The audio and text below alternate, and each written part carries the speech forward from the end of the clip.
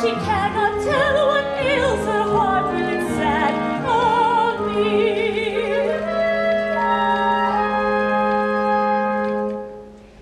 'Tis but a foolish sigh. Ah, me. Born but to droop and die. Ah, me. Yet all the sense of eloquence lies hidden in a maze. Ah, me. Yet all the sense of eloquence lies hidden in a maze. Ah, me. Ah, me. Ah, me. Yet all the sense of eloquence lies hidden in a maze. Ah, me.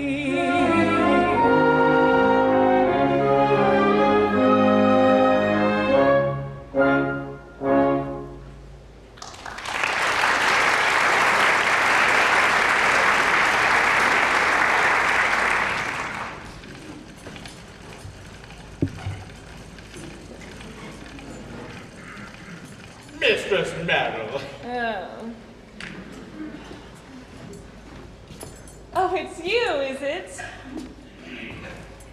Well, you may go away if you like, because I don't want you, you know. Well, haven't you got anything to say to me? Oh, yes. Are the birds all caged? The wild beasts all littered down? Are the locks, bolts, chains, and bars in good order? Is the little E sufficiently uncomfortable? All the racks, pincers, and thumb screws ready for work?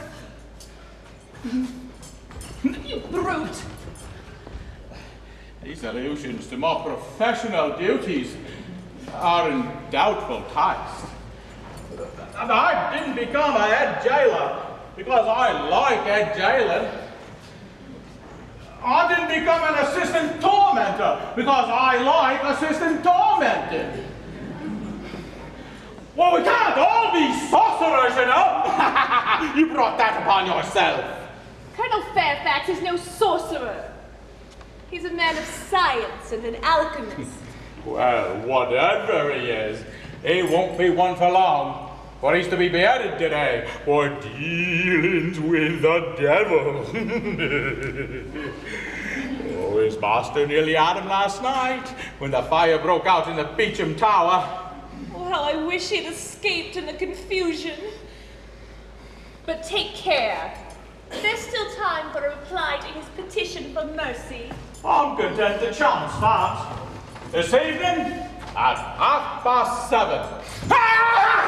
Oh, the cruel monster to speak so unfeelingly of the death of a young and handsome soldier. Young and handsome? How do you know he's young and handsome? Because I've seen him every day for weeks past, taking his exercise on the Beecham Tower. Curse him! There. I believe you're jealous of him now. Jealous of a man I've never spoken to. Jealous of a poor soul who's to die in an hour. I am! I'm jealous of everybody and everything. I'm jealous of the very words I speak to you. Because they reach your ears and I mustn't go near them. How unjust you are. Jealous of the words you speak to me. But you know as well as I do, I don't even like them. You used to like them? I used to pretend I liked them. It was mere politeness to comparative strangers. I don't believe you know what jealousy is. I don't believe you know how it works its way into a man's heart, disorders his digestion, it turns his interior into boiling lead. Oh, you are an artless gibe to trifle with the delicate mechanism of the human interior.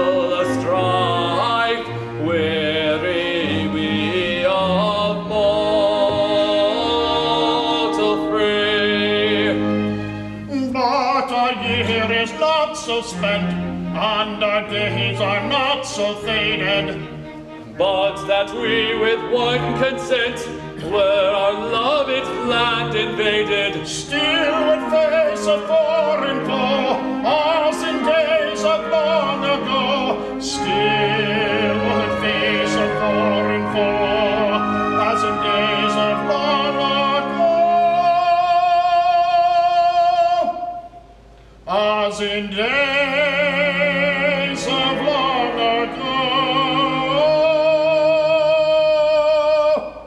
as in the days of long ago. Still would face a foreign foe, as in days of long ago. Warriors, under warriors, gallant white men, valiant soldiers, brave and daring, moments daring, in their bygone days of daring. There is the art of our life. This the evening of our day.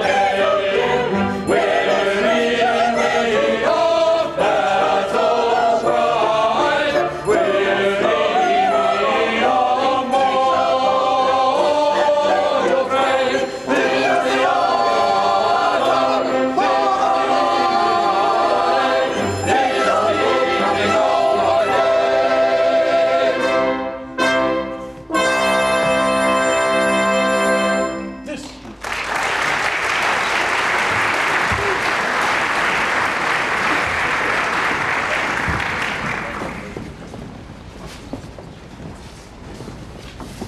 Good day to you. Good day, Dame Carruthers. Busy today. Busy? Aye. The fire in the Beecham last night has given me work enough. A dozen poor prisoners. Richard Colfax, Sir Martin Byfleet, Colonel Fairfax, Warren the preacher poet, and half a score others, all packed into one small cell, not 6 feet square. Poor Colonel Fairfax, who's to die today, is to be removed to number 14 in the cold harbor, so that he may have his last hour alone with his confessor, and I've to see to that. He'll die bravely. I fought unto him 2 years since, and he valued his life as it were a feather. He's the best, the bravest, and the handsomest young gentleman in England. He twice saved my father's life, and it's a cruel thing, a wicked thing, and a barbarous thing that so gallant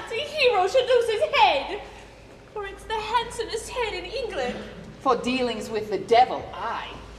If all were beheaded who dealt with him, there'd be busy doings on Tower Green. You know as well as I do, Colonel Fairfax is a student of alchemy, nothing more and nothing less. But this wicked tower, like a cruel giant in a fairy tale, must be fed with blood, and that blood must be the best and bravest in all of England, or it's not good enough for the old blunderbore. Silence, silly girl. You know not what you say. I was born in the old keep, and I've grown grey in it, and please God, I shall die and be buried in it. And there's not a stone in its walls that's not as dear to me as my own right hand.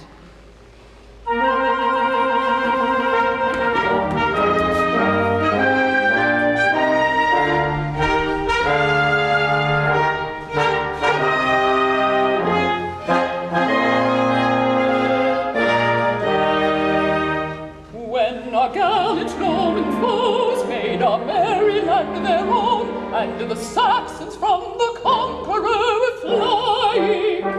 At his bidding it arose in its panoply of stone, a sentinel unliving and undying.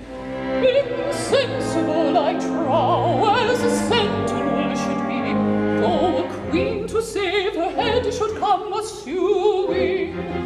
There's a legend on its brow that is eloquent to me, and it tells of duty done and duty doing.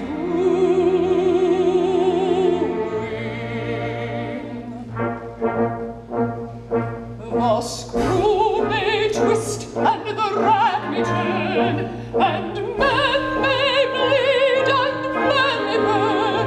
London town and its golden hoard, I keep my silent watch and ward. The screw may twist and the rag may turn, and men may bleed and men may burn. For London town and its golden hoard, I keep my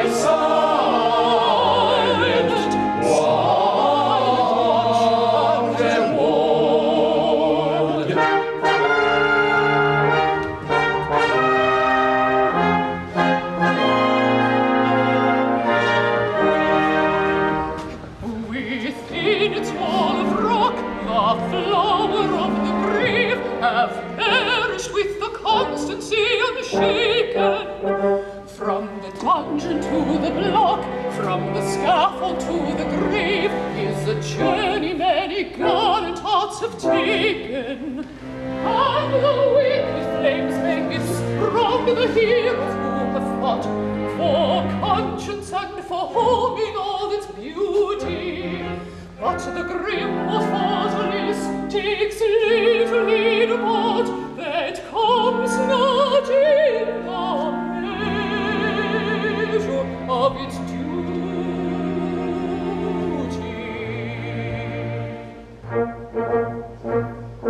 The screw may twist and the rag may turn, and men may bleed and men may burn. O'er London town and its golden hoard,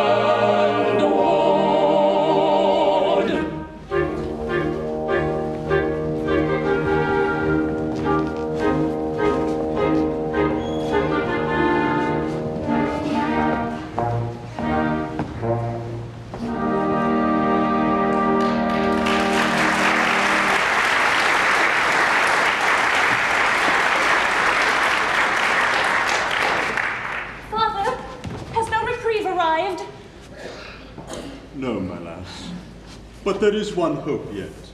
Thy brother, who as a reward for his valor is appointed a yeoman of the guard, is to arrive today. And as he comes straight from Windsor, where the court is, it may be that he will bring the expected reprieve with him. Oh, that he may! Amen to that. For the colonel twice saved my life, and I'd give the rest of my life to save his. And wouldst thou not be glad to welcome thy brave brother, with the fame of whose exploits all England is a-ringing? Aye, truly, if he brings the reprieve. And not otherwise? But he is a brave fellow indeed, and I love brave men. All brave men? Most of them, I verily believe. But I do hope Leonard will not be too strict with me. They say he is a very dragon of virtue and circumspection. Now, my dear old father is kindness itself, and leaves thee pretty much to thine own ways, eh? Well, I have no fears for thee. Thou hast a feather brain, but thou art a good lass. Yes, that's all very well. But if Leonard is going to tell me that I may not do this and may not do that, I must not talk with this one or walk with that one, but must go through the world with my lips pursed up and my eyes cast down like some poor nun who has renounced mankind. Why, as I have not renounced mankind, and don't mean to renounce mankind, I won't have it. There! Nay, he'll not check thee more than is good for thee, Phoebe. He's a brave fellow, and bravest among brave fellows. And yet it seems but yesterday that he robbed the lieutenant's orchard.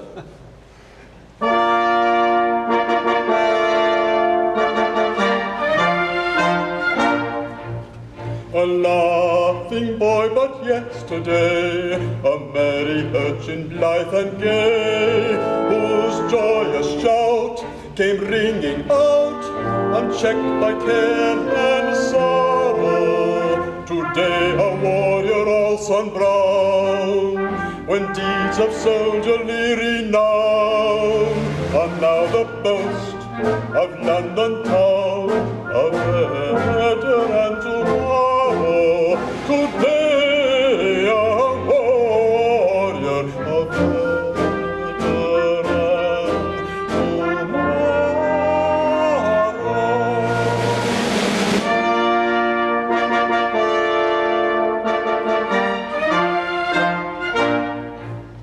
When at my Leonard's deed sublime, a soldier's pulse beats double time, and grave hearts thrill as brave hearts will at tales of martial glory. I burn with flush of pride and joy, a pride unbittered by alloy, to find my boy, my darling boy, the theme of song and story, to find my darling boy, the theme of song and story,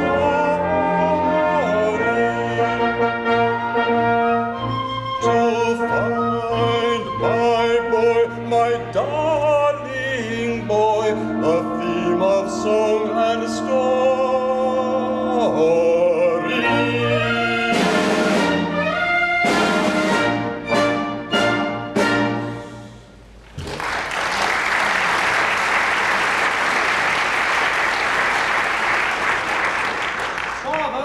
Leonard! Leonard! My brave boy, I'm right glad to see thee, and so is Phoebe. Aye, hast thou brought Colonel Fairfax's reprieve? Nay, I have here a dispatch for the lieutenant, but no reprieve for the colonel.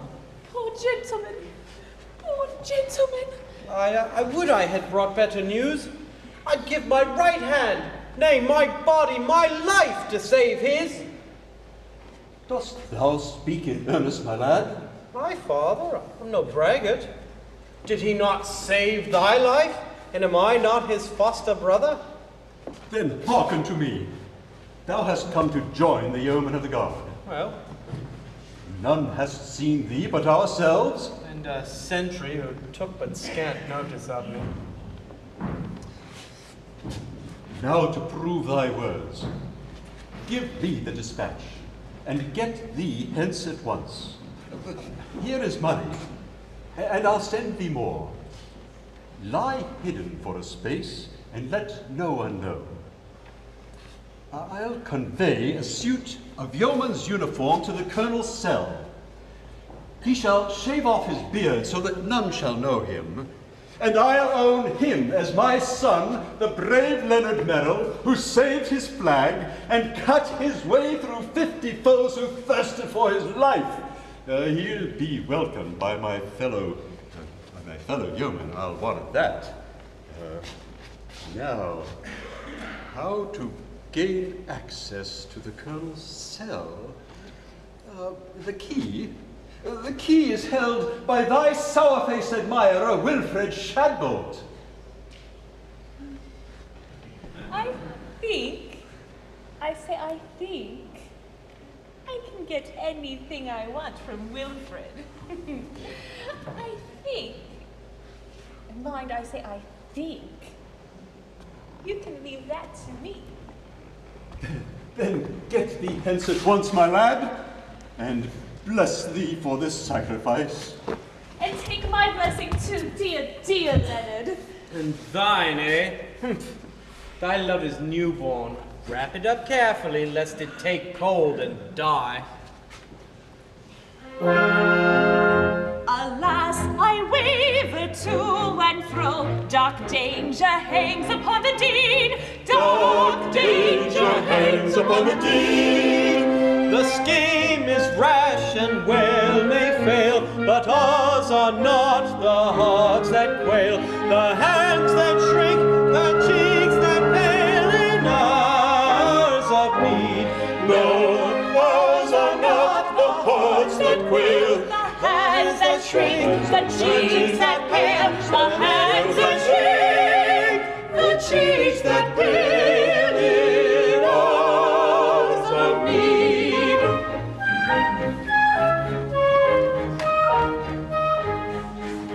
The air I breathe to him I owe, my life is his, I count it not. That life is his, so count it not. And shall I reckon risks I run when services are to be done to save the life of such an one? Unworthy thought, unworthy thought. And shall we reckon risks we run to save the life of such an one? Unworthy thought, unworthy thought. We may succeed, who can foretell? May heaven help the hope. May heaven help the hope.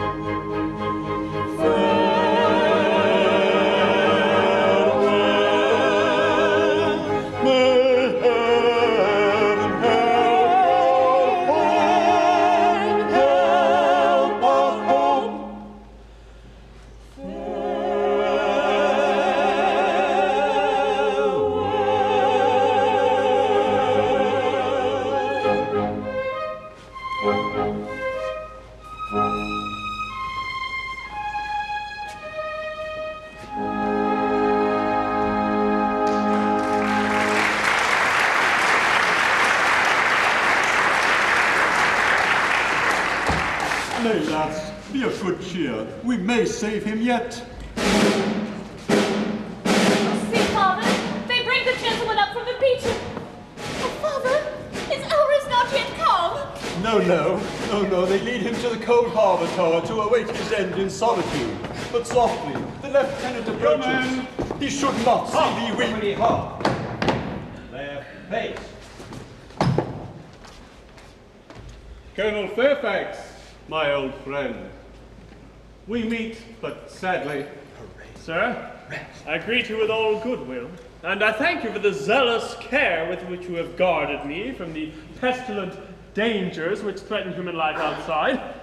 In this happy little community, death, when he comes, doth so in punctual and businesslike fashion, and like a courtly gentleman giveth due notice of his advent, that one may not be taken unawares. And sir, you bear this bravely, as a brave man should. Why, sir, 'tis no light boon to die swiftly and surely at a given hour and in a given fashion. Truth to tell, I would gladly have my life. But if that may not be, I have the next best thing to it, which is death. Believe me, sir, my lot is not so much amiss. Father, I cannot bear it. My poor lass. Nay, pretty one, why weepest thou? Come, be comforted, such a life as mine is not worth weeping for. Sergeant Merrill, is it not? May I greet my old friend? Why, man, what's all this? Thou and I have faced the grim old king a dozen times, and never has his majesty come to me in such goodly fashion. Keep a stout heart, good fellow. We are soldiers, and we know how to die, thou and I. Take my word for it. It is easier to die well than to live well. For, in sooth, I have tried both.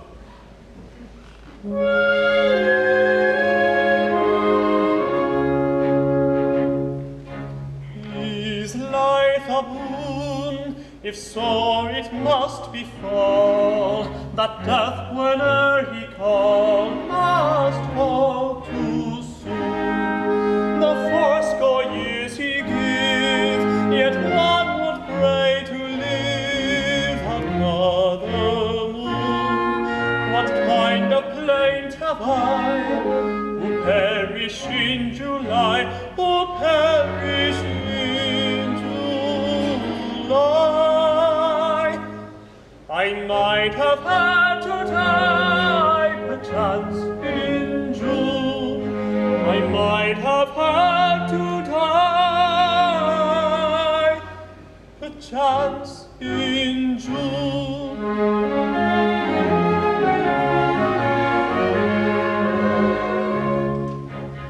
Is life a thorn?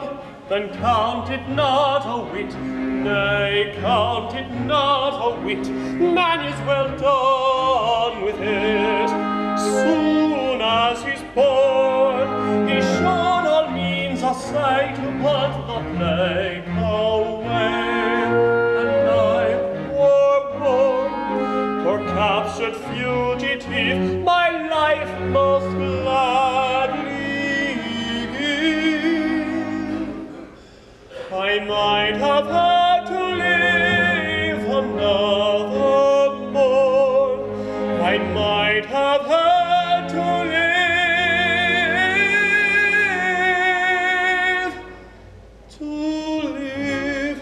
another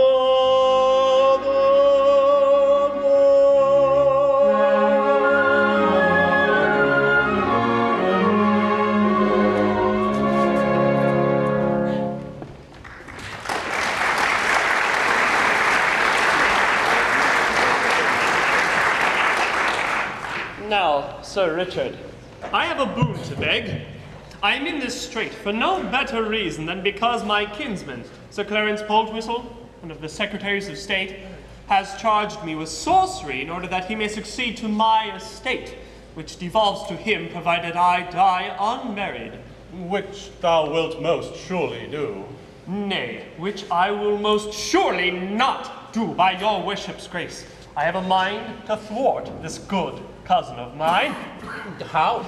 By marrying forthwith, to be sure. Heaven have mercy, whom wouldst thou marry? Nay, I am indifferent on that score. Coming death hath made of me a true and chivalrous knight, who holds all womanhood in such esteem that the oldest and the meanest and the worst favored of them is good enough for him. So if thou wilt serve a poor soldier with but an hour to live, find me the first that comes. My confessor shall marry us, and her dower shall be my dishonored name, and 100 crowns to boot.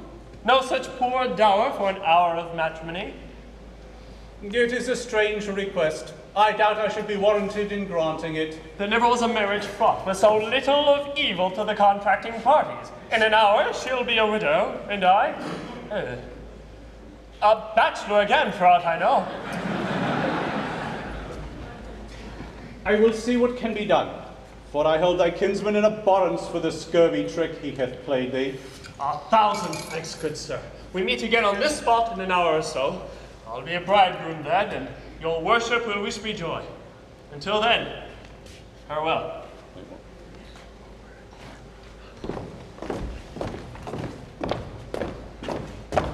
I am ready, good fellows. Right pace. Forward march.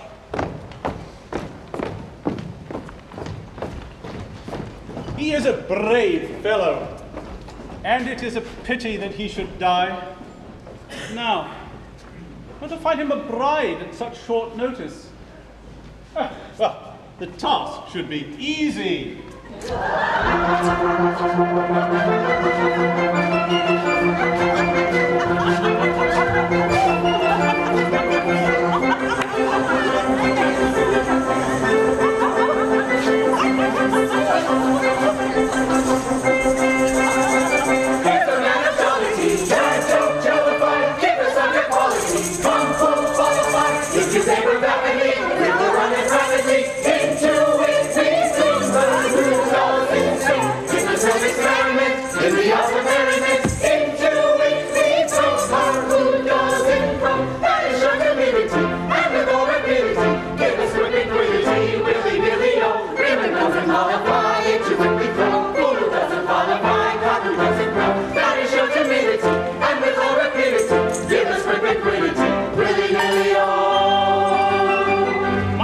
I pray you bear with us, and we will satisfy you.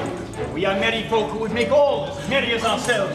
Oh, look you, there is humor in all things, and the truest philosophy is that which teaches us to find it and to make the most of it. What do I say, unmannerly fellow? Didst thou hear her say hands off? Aye, I heard her say it, and I felt to do it. What then? Thou dost not see the humor of it? Nay, if I do, hang me. Thou dost not. Now observe. She said hands off. Whose hands? Thine. Of whom? Of her. Why? Because she's a woman. Now, had she not been a woman, thine hands had not been set upon her at all. So the reason for the laying on of hands is the reason for the taking off of hands. And therein is contradiction, contradicted. It is the very marriage of throw with con, and no such lopsided union either as times go. For throw is not more unlike con, and man is unlike woman.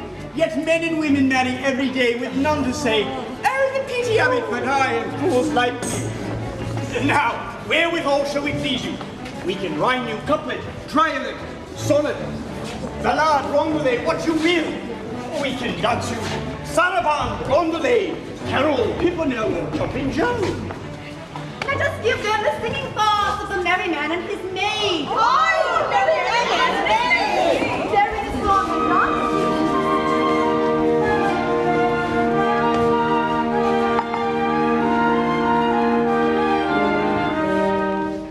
I have a song to sing, oh. Sing your song, oh.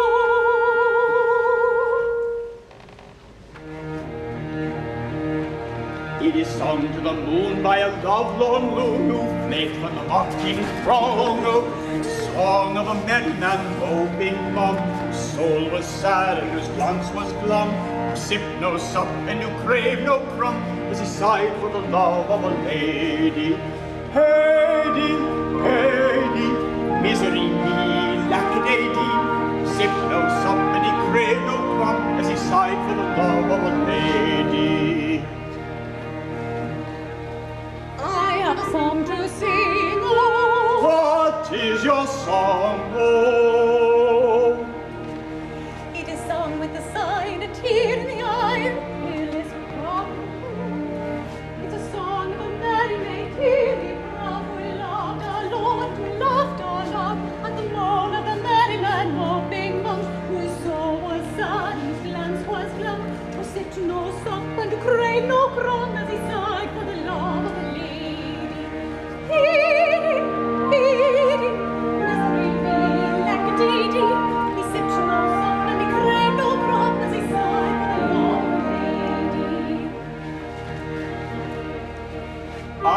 song to sing, oh. Sing me your song, oh. It is sung to the knell of a churchyard bell in a doleful dirge ding-dong, oh. It's a song of a popinjay bravely born, who turned up his noble nose with scorn, and the humble merry maid dearly proud, who loved a lord and who laughed aloud, and the moan of a merry man, moping mum, whose soul was sad and whose glance was glum, who sipped no sup and who craved no crumb, as he sighed for the love of a lady. Heady, heady, misery me, lackadaisy, sipped no sup and he craved no crumb, as he sighed for the love of a lady. I have a song to sing, oh. Sing me your song, oh.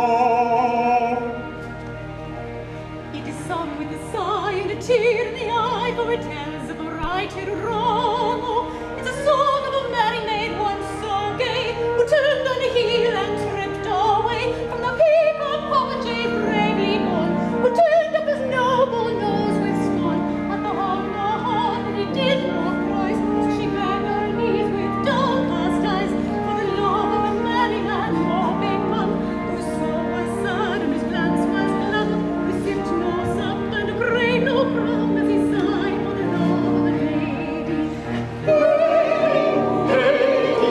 Misery me, lackadaisy, came to a roar and he sighed no more, for he lived in the love of a lady. Misery me, lackadaisy, came to a roar and he sighed no more, for he lived in the love of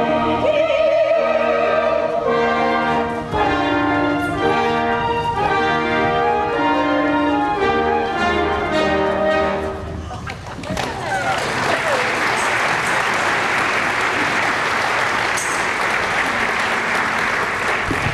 Well sung and well done. And a kiss for that pretty maid. Fire, kiss around. Let's be well. This is going too far. Yeah, Al does not see the humor in it yet, but yet there's humor in all things, even in that. What is this for? Sir, we sang to these folk, and they would have repaid us with gross courtesy, but for your honor's coming. Away with ye! Clear the rebel!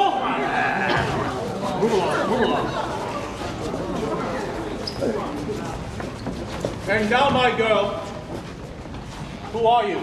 What do you here? May it please you, sir? We are two strolling players, Jack Point and I, Elsie Maynard, at your worship's service. We go from fair to fair, singing and dancing and playing brief interludes, and so we make a poor living.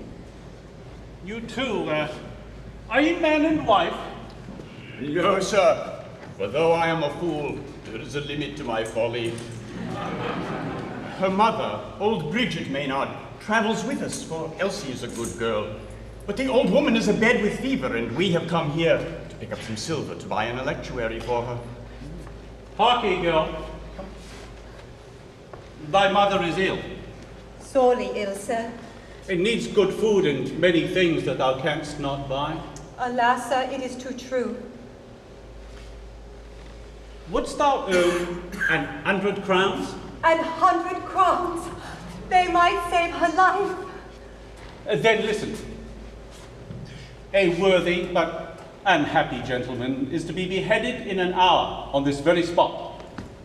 For sufficient reason, he wishes to marry before he dies, and he hath asked me to find him a wife. Wilt thou be that wife? The wife of a man I have never seen. Why, sir, look you, I am concerned in this, for while I am not yet wedded to Elsie Maynard, time works wonders, and there's no knowing what may be in store for us. Have we your worship's word for it that this gentleman will die today? Nothing is more certain, I grieve to say. And that the maiden will be allowed to depart the very instant the ceremony is at an end? The very instant. I pledge my honor that it shall be so. 100 crowns. 100 crowns. 100 crowns. For my part, I consent. It is for Elsie to speak.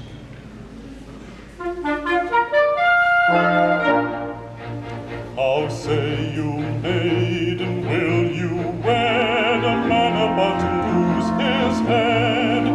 For half an hour you'll be a wife, and then the dowry is yours for life. A headless bride whom I refuse, if truth the poets tell, most bridegrooms ere they marry lose both head and heart as well. A strange proposal you reveal, it almost makes my senses reel. Alas, I'm very poor indeed, I'm such a son my sorry need. My mother's son is like to die, his money life may bring. Bear this in mind, I pray, if I consent to do this thing. Though as a general rule of life I don't allow my promised wife, my lovely bride that is to be, to marry anyone but me. Yet if the fee is promptly paid, and he in well-earned grave within the hour is duly laid, objection I will waive.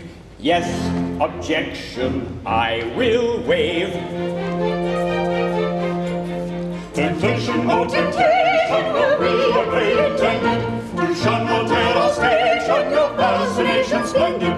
Or fall whene'er we view you, head over heels into you, head over heels, head over heels, head over heels into you.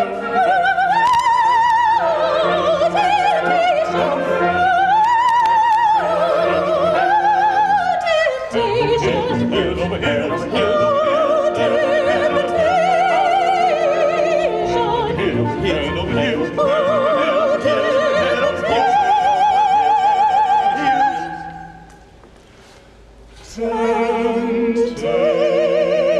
Temptation, oh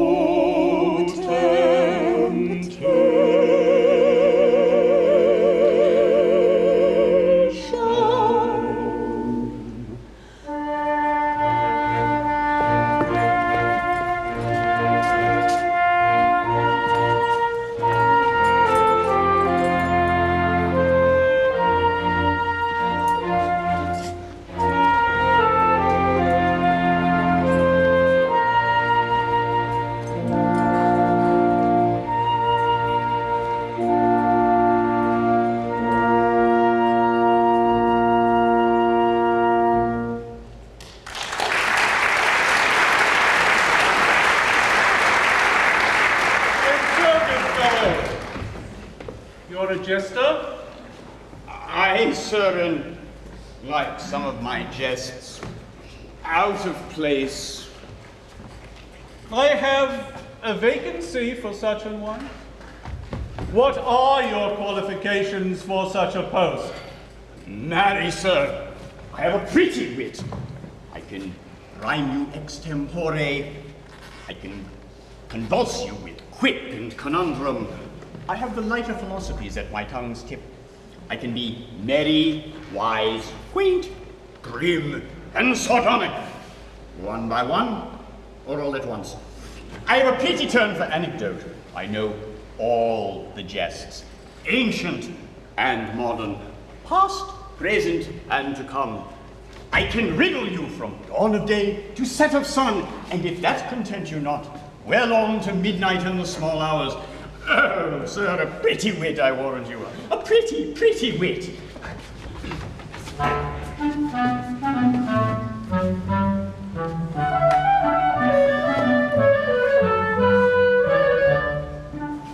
I jibe and joke, and quip and clank, for lowly folk, and men of rank.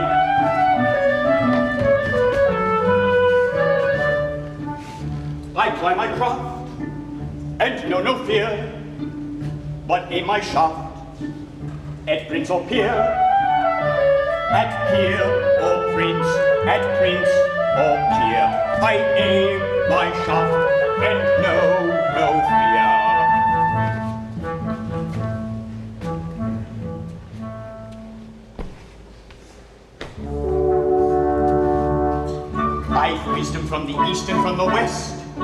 is subject to no academic rule.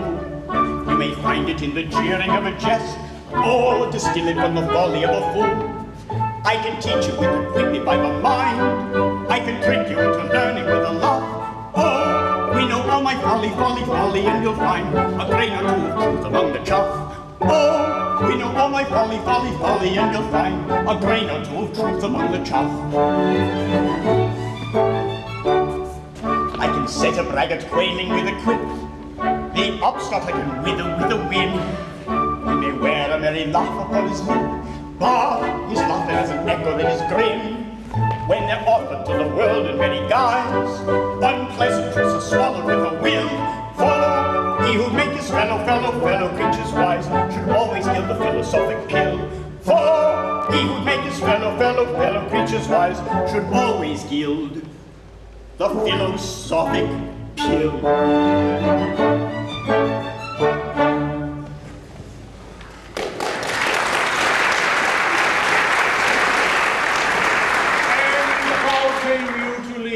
Your last employ?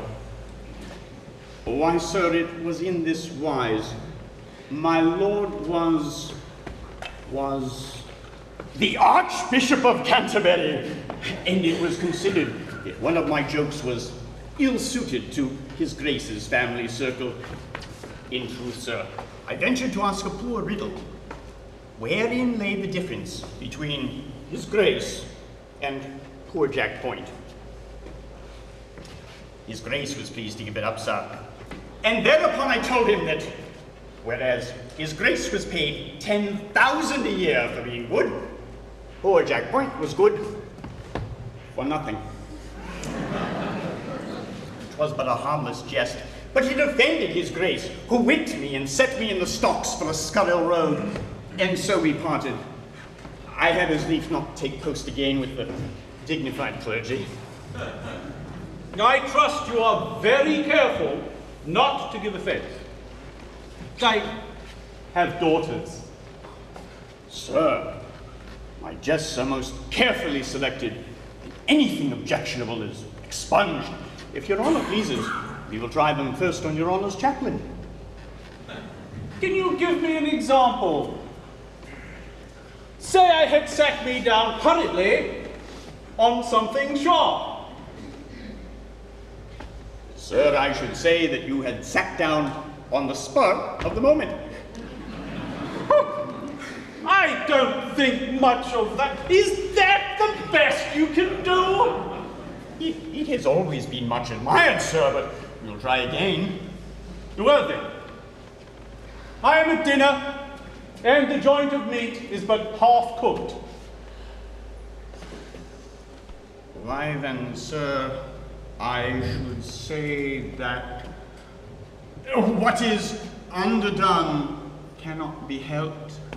Oh, I would find that matter of thing to be awfully irritating.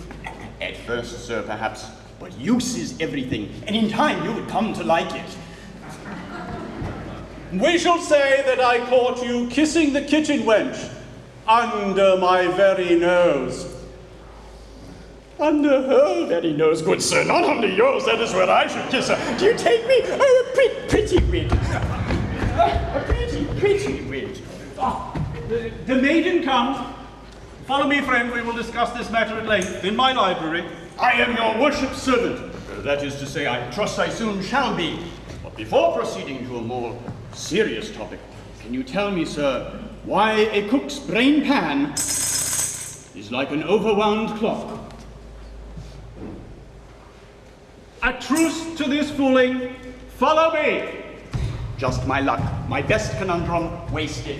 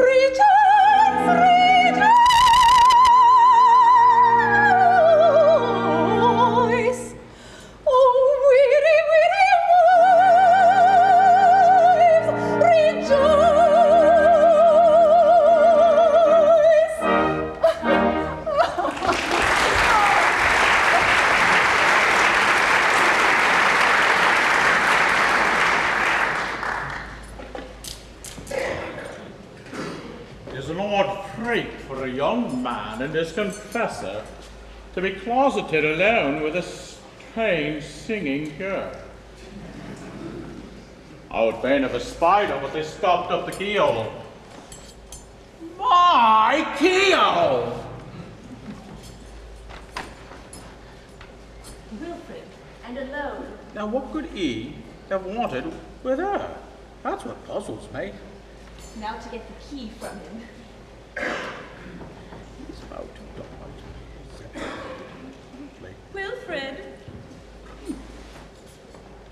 Has no reprieve arrived? None. Thine adored Fairfax is to die. Nay. Thou knowest that I have not but pity for the poor condemned gentleman. I know that he who is to die means more to thee than I, who am alive and well. Why, that were out of reason, dear Wilfred. Do they not say that a live ass is better than a dead lion? Huh? No, I don't mean that. Oh, they say that, do they? It's unpardonably rude of them, but I believe they put it that way. Not that it applies to thee, who art clever beyond all telling. Oh, yes, as an assistant tormentor. Nay, as a wit, as a humorist, as a most philosophic commentator on the vanity of human resolution. Well, truly, I have seen great resolution give way under my persuasive methods. In the Norse regulation of a thumbscrew, in the 100th part of a single revolution lieth all the difference between stony silence and a torrent of impulsive unbosoming that the pen can scarcely follow.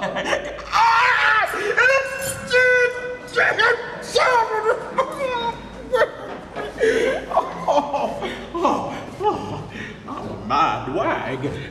Truly, thou art a most delightful and light-hearted companion, Master Wilfred. Thine anecdotes of the torture chamber are the prettiest hearing. Well, I'm a pleasant fellow and a choose. I believe I'm the merriest dog that barks. Oh, we might be passing happy together. Perhaps. I do not know. For thou wouldst make a most tender and loving wife. Aye. To one whom I really loved. For there's a wealth of love within this little heart, saving up for, I wonder whom. No, of all the world of men, I wonder who. To think that he who I am to wed is now alive and somewhere. Perhaps far away. Perhaps close at hand. And I know him not. It seems that I am wasting time in not knowing him. No, say that it is I. Nay, suppose it for the nonce. Say that we are wed. Suppose it only. Say that thou art my very bride, and I thy bright, cheery, joyous, and frolicsome husband. And that the day's work being done, and the prisoners stored away for the night, thou and I, alone together, with a long, long evening before us.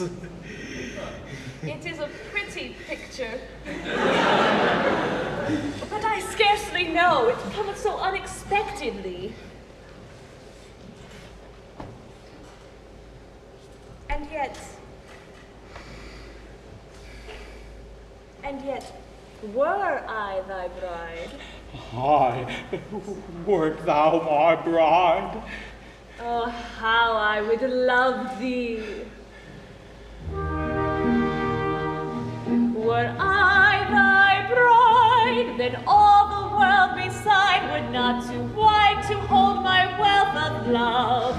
Were I thy bride, upon thy breast my loving head would rest as on her nest the tender turtle dove. Were I thy bride, this heart of mine would be one heart with thine, and in that shrine our happiness would dwell. Were I thy bride, and all day long our life should be a song, no grief, no wrong should make my heart rebel. Were I thy bride, the silvery flute, the melancholy lute would unite us to my low whispered coo. Were I thy bride, the skylark's trill were but discordant shrill to the soft thrill of wooing as I woo. Were I thy bride, the roses sigh were as a carrion's cry to lullaby such as I'd sing to thee. Were I thy bride, the feathers press were leaden heaviness to my caress, but then of course you see I'm not thy bride.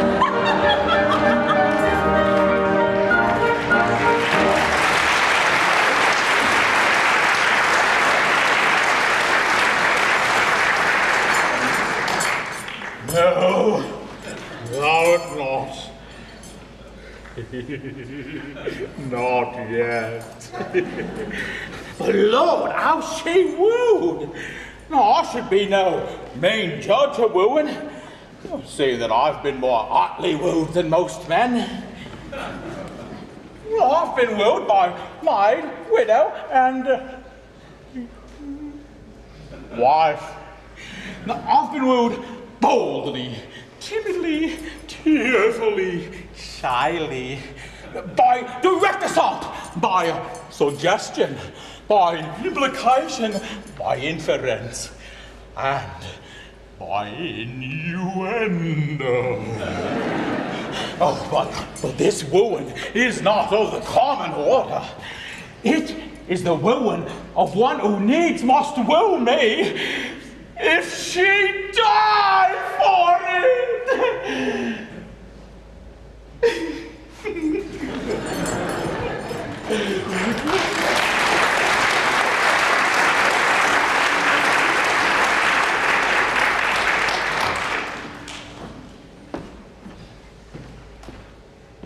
The deed is so far safely accomplished. The sly boots, how she wheedled him! What a helpless ninny is a lovesick man! He is but a lute in a woman's hand. She plays upon him whatever tune she will. But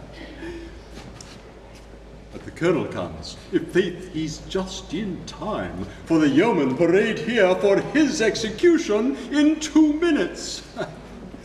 My good and kind friend, thou runnest a grave risk for me. Tut, sir, no risk. I'll warrant none here will recognize you. You make a brave yeoman, sir. No, this ruff is too high. And so, this belt should be thus. And here is your halberd, sir. Carry it thus. And remember, you are my brave son, Leonard Merrill. If I may not bear mine own name, there is none other would bear so readily. Then put a bold face on it, sir, for they come.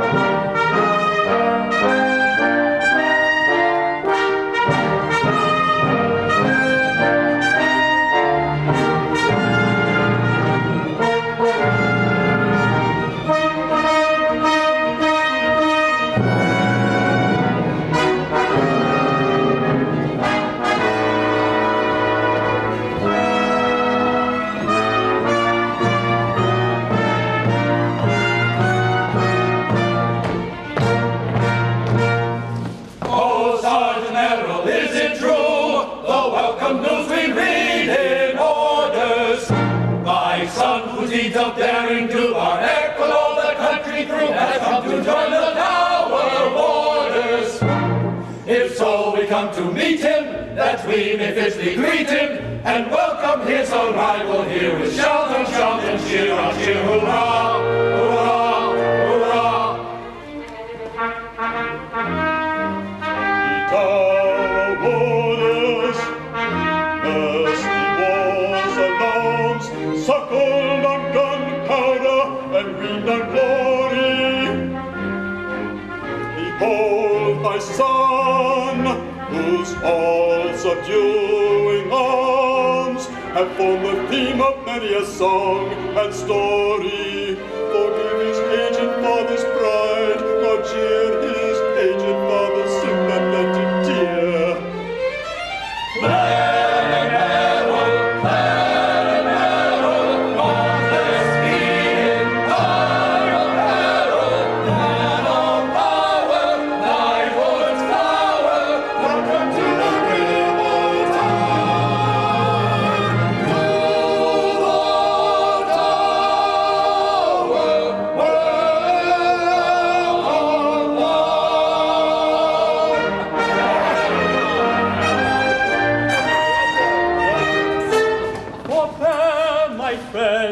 And spare me this ovation.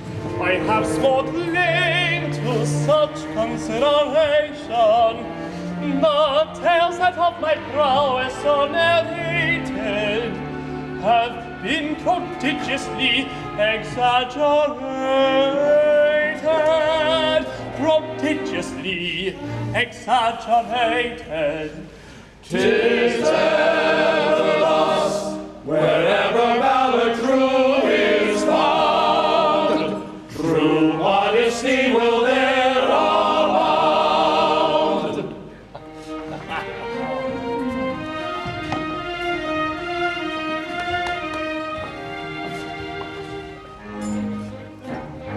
Didst thou not, O Leonard Narrow, standard lost in last campaign, rescue it at deadly peril, bear it safely back again? Leonard Narrow at his peril, bore it safely back again. Didst thou not, when prisoner taken, and debarred from all escape, face with gallant heart unshaken, death in most appalling shame? Leonard Narrow faced his peril, death in most appalling shame. Truly I was to be pitied, having but an hour to live. I reluctantly submitted, I had no alternative. All the tales that are narrated of my deeds of bearing rule have been much exaggerated, very much exaggerated. Scarce a word of them is true, scarce a word of them is true. They are not exaggerated, not at all exaggerated, could not be exaggerated. Every word of them is true.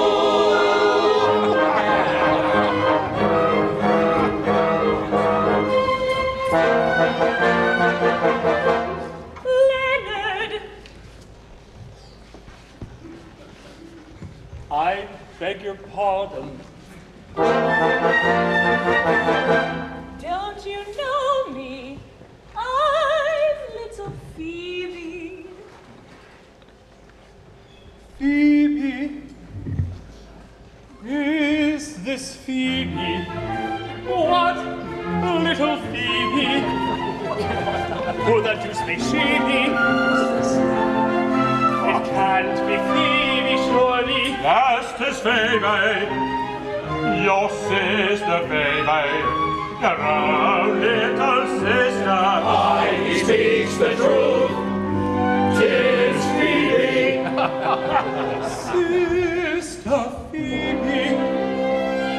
Oh, my brother. My, how you've grown. I did not recognize you. So many years. Oh, my brother. Oh, my sister.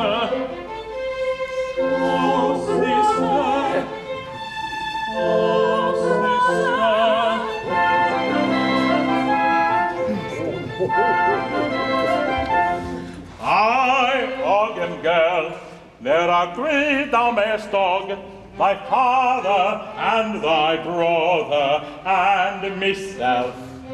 Thyself, forsooth, and who art thou thyself? Good sir, we are betrothed. Well, more or less, but rather less than more. To thy fond care I do commend thy sister.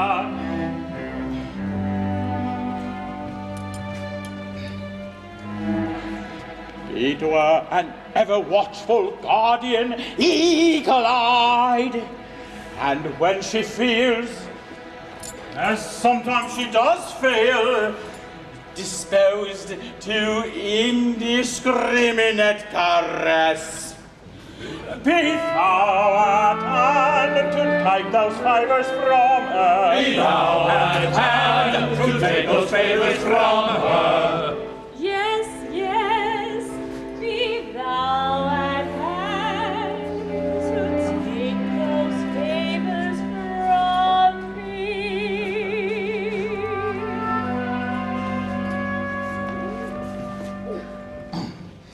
To thy fraternal care, thy sister I command, from every lurking snare, thy lovely charge defend, and to achieve this end, oh grant I pray this boon, oh grant this boon.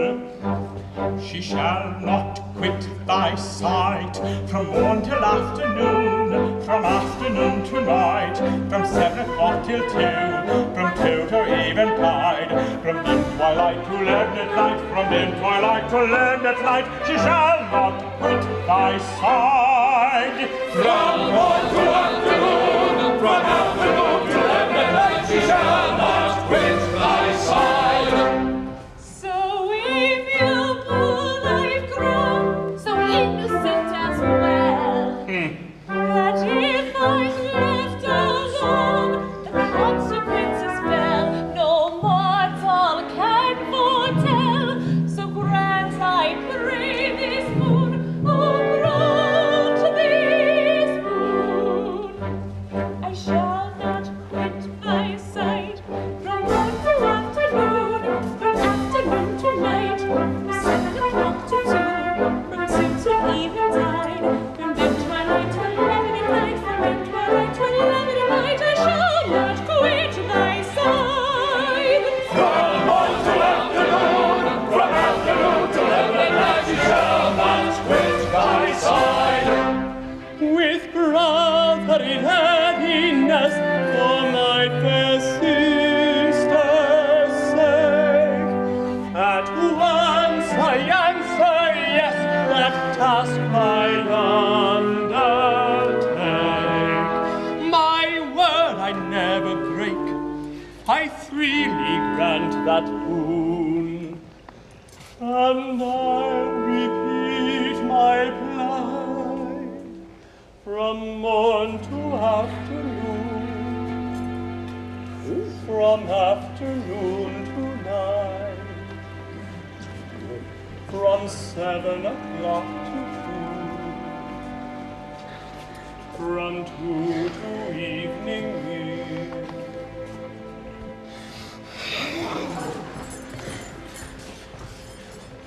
From dim twilight to velvet night, from dim twilight to velvet night, that combat I will see. From morn to afternoon, from afternoon to leaden light, he really grants that boon.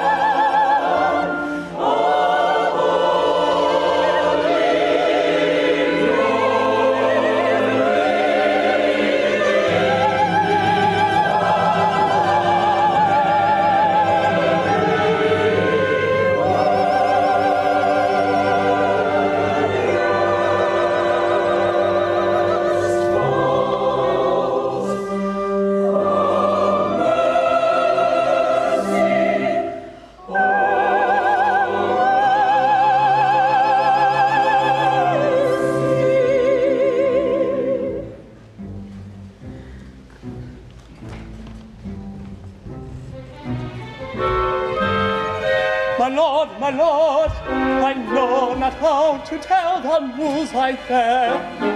I and my comrades sought the prisoner's cell. He is not there. He is not there. We sought the prisoner's cell. He is not there.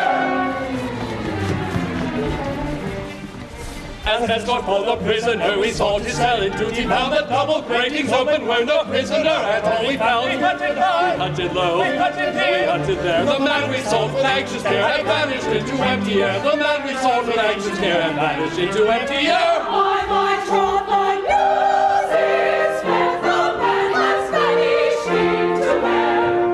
As escort for the prisoner, we sought his cell in duty bound. The double gratings open were no prisoner at all we found. We hunted high, we hunted low, we hunted here, we hunted there. The man we sought with anxious care had vanished into empty air. The man we sought with anxious care had vanished into empty air. Astounding news, the prisoner fled. Thy life shall forfeit be instead. My lord, I did not set him free.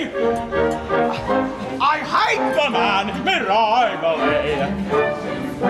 The prisoner gone, I'm all again. Thy life shall forfeit me instead. Who could have helped him to escape?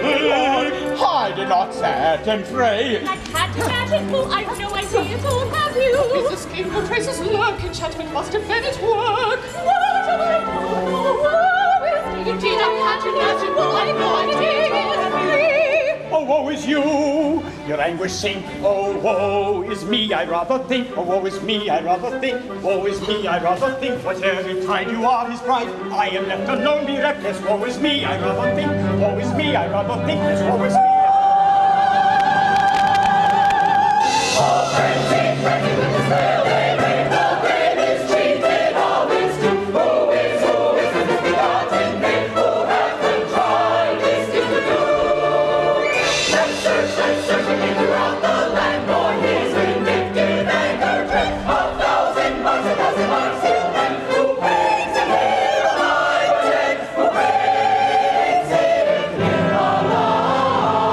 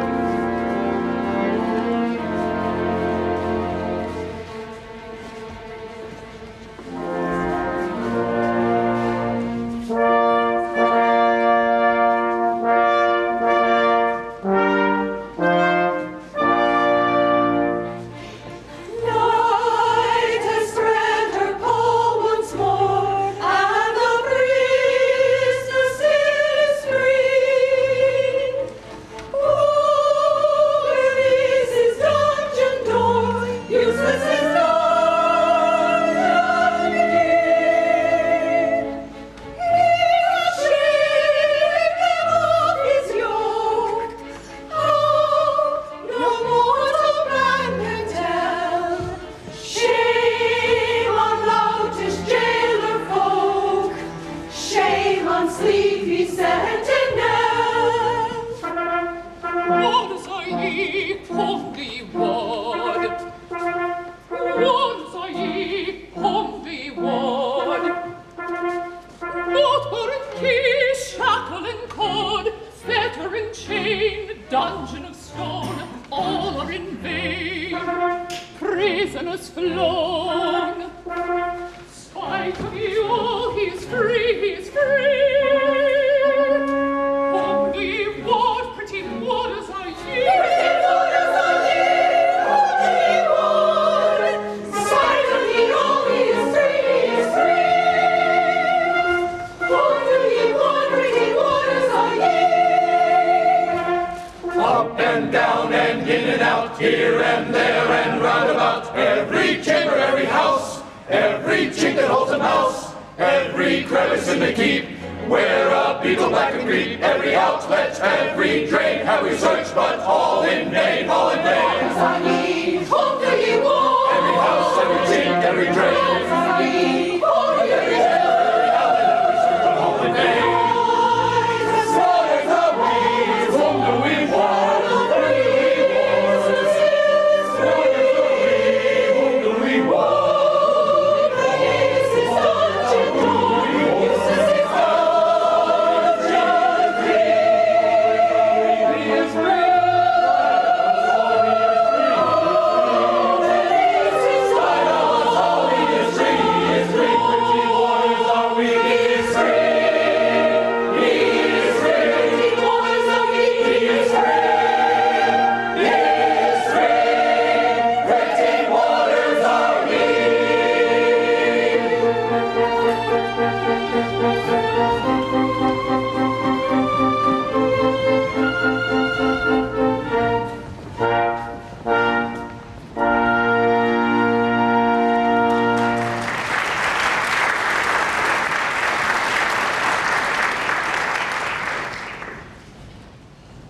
The Merry Jests of Hugh Ambrose, number 7863.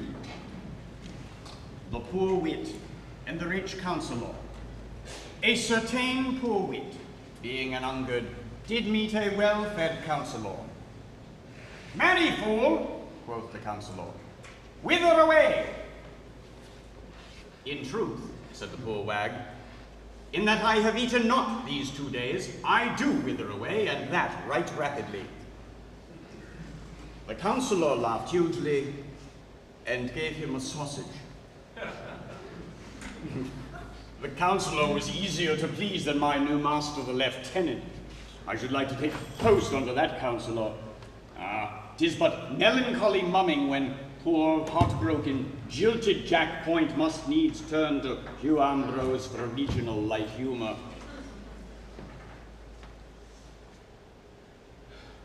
Master Point.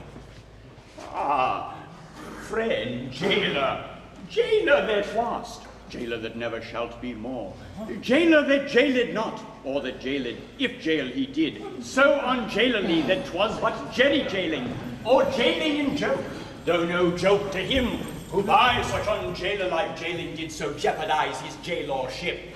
Come, take heart, smile, laugh, wink, twinkle, thou tormentor that tormentest none, thou racker that rackest not, thou pincher out of place. Come, take heart, and be merry, as I am, as I am. Aye, it's well for thee to laugh. Thou hast a good post, and cause to be merry. Cause? Have we not all cause? Is not the world a big butt of humor into which all who will may drive a gimlet? See, I am a salaried wit, and is there aught in nature more ridiculous? A poor, dull, heartbroken man who must needs be merry or he will be whipped, who must rejoice lest he starve, who must jest you, jibe you, quip you, crank you, rack you, riddle you from hour to hour, from day to day, from year to year, lest he dwindle, perish, pine, starve, and die. Why, when there's naught else to laugh at, I laugh at myself till I ache for it. But I've often thought that a jester's calling would suit me to a T. Thee would suit thee, thou death's head and crossbones. I am a pretty wit, a light, airy, toysome wit, spiced with anecdotes of prison cells in the torture chamber. Oh, most delicate wit. Now, I've tried it on many a prisoner, and there have been some who smiled. Now, it is not easy to make a prisoner smile, and it should not be difficult to be a good jester, seeing that thou art one. Difficult. Nothing easier. Nothing easier. Attend, and I will prove it to thee.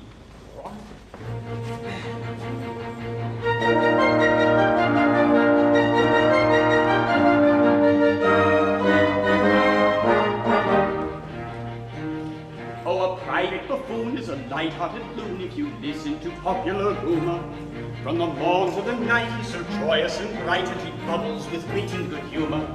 He's so quaint and so terse, both in prose and in verse, yet though people forgive his transgression, there are one or two rules that all family fools must observe if they love their profession. There are one or two rules, half a dozen maybe, that all family fools of whatever degree must observe if they love their profession. If you wish to succeed as a jester, you'll need to consider each person's auricular. What is all right for B would quite scandalize C, for C is so very particular. And D may be dull and he's very thick-skulled and is as empty of brains as a ladle, while F is F sharp, and will cry with carp. He's known your best joke from his cradle. When your humor they flout, you can't let yourself go, and it does put you out when a person says, "Oh, I've known that old joke from me cradle." If your master is surly from getting up early and tempers are short in the morning, an inopportune joke is enough to provoke him to give you at once a month's warning. Then if you refrain, he is at you again, for he likes to get value for money. He'll ask then and there, with an insolent stare, if you know that you're paid to be funny. It adds to the toss of a merriman's place when your principal asks you with a scowl on his face. If you know that you're paid to be funny. Comes a bishop maybe, or a solemn DD, oh beware of his anger provoking. Better not pull his hair, don't stick pins in his chair, he don't understand practical joking. If the jest that you crack have an orthodox smack, you may get a bland smile from these sages. What should they by chance be imported from France?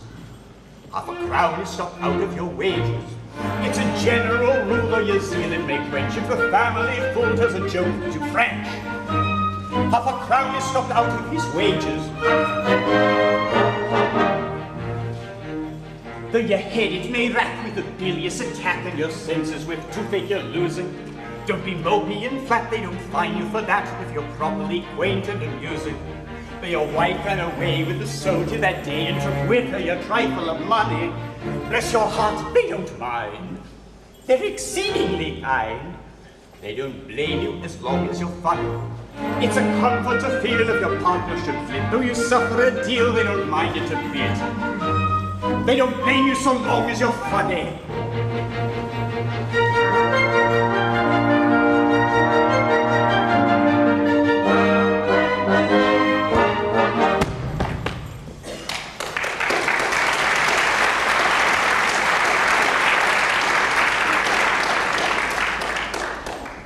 And so, thou wouldst be a jester, eh?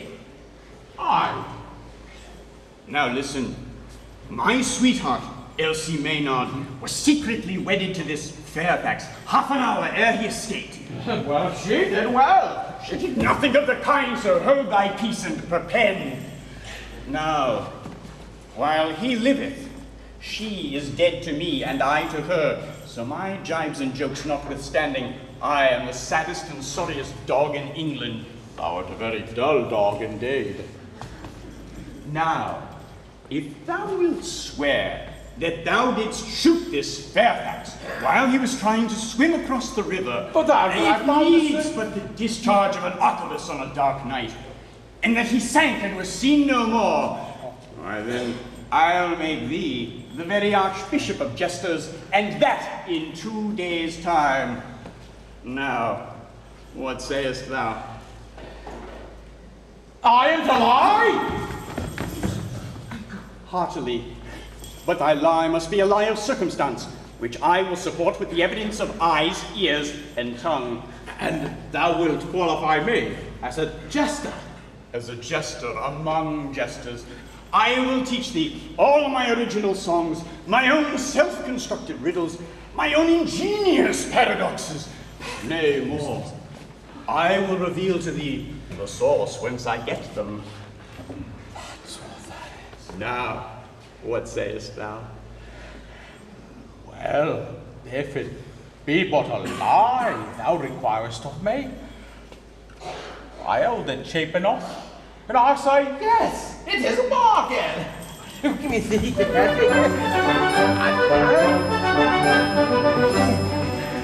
Hereupon we're both agreed, all that we two do agree to, was secured by solemn deed, to prevent all merriment. You and Elsie are to call, with a story grim and gory. Out of Fairfax died law, I declare to, not to swear to. I just swear to, I declare to, I just swear to, I declare to, I just swear to, I declare to, I just swear to. Tell a tale of cock and bull, of convincing detailful. Tell us, family fairness, what a tale of cock and bull.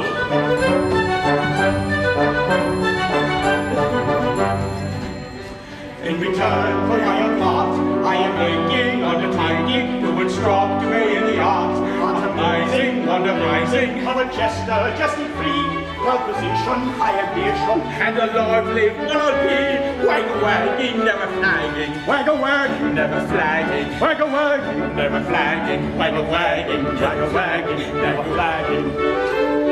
Tell a tale of cock and bull, of one busy detail full. Tell 3 men of family fairness, what a tale of cock and bull. What's a tale of cock? What a tale of bull? What's a tale of cock? What a tale of bull? What's a tale of cock and bull? Cock and bull, cock and bull. And the fairness, what a tale of cock and bull.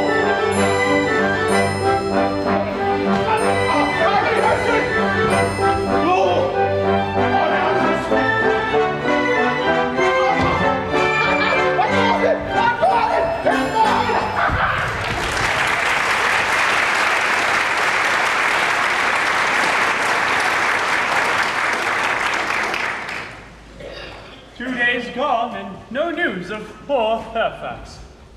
The dolts! They seek him everywhere, save within a dozen yards of his own dungeon. So, I'm free.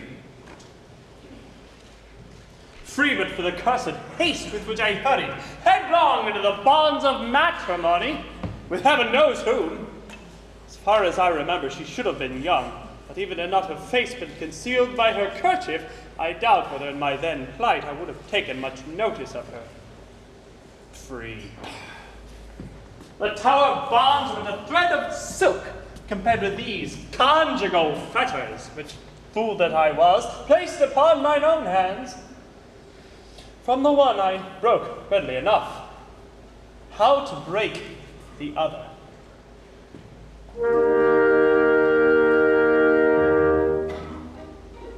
Free from his fetters clean, free to depart, free both in life and limb, in all but heart, bound to an unknown bride, for good and new.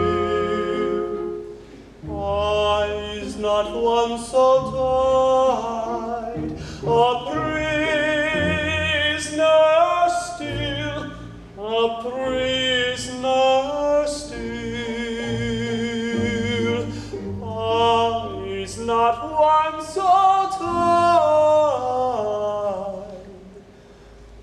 prisoner still.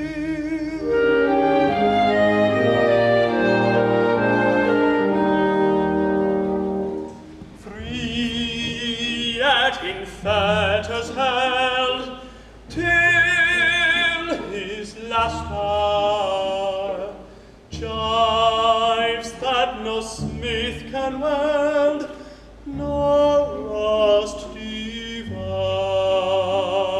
Although a monarch's hand had set him free, of all the captive band, the saddest he, the saddest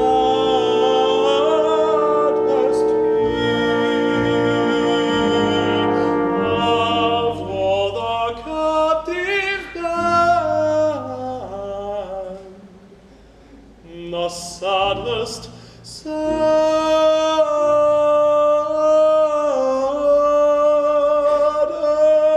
he.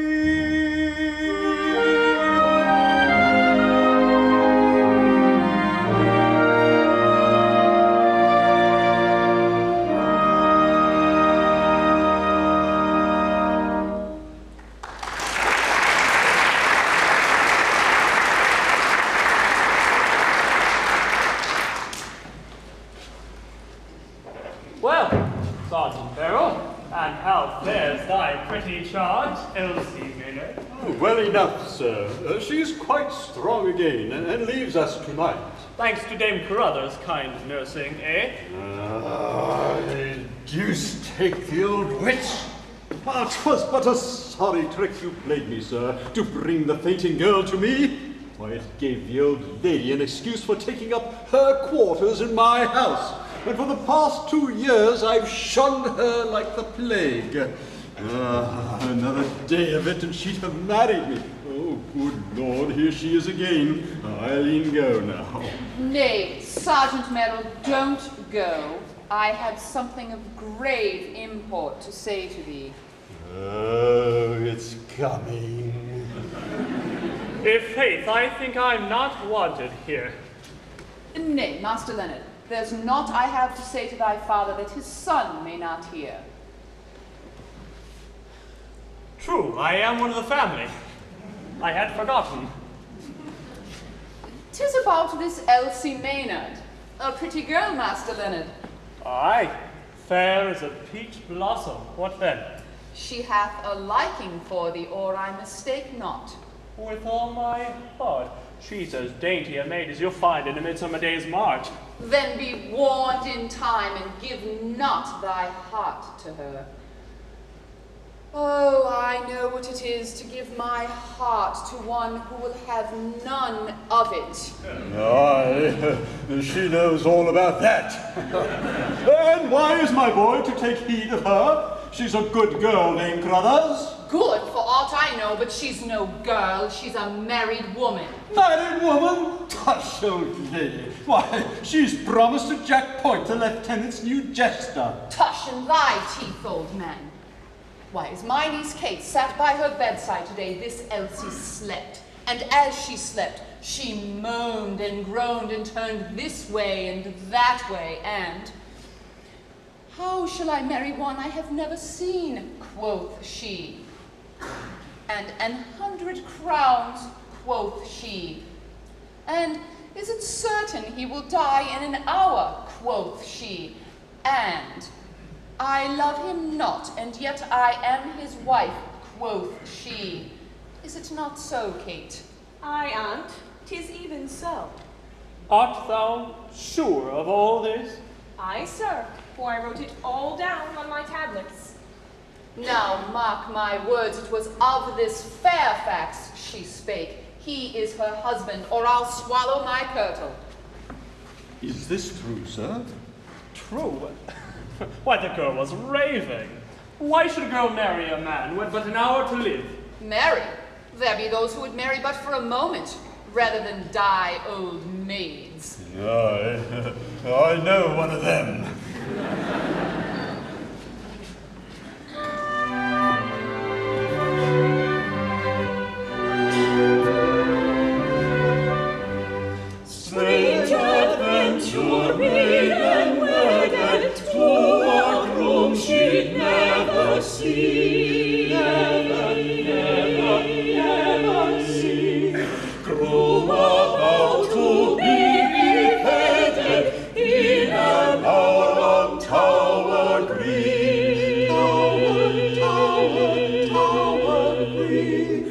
Groom in dreary dungeon lying, groom as good as dead or dying, for a pretty maiden sighing, pretty maid of 17, 17.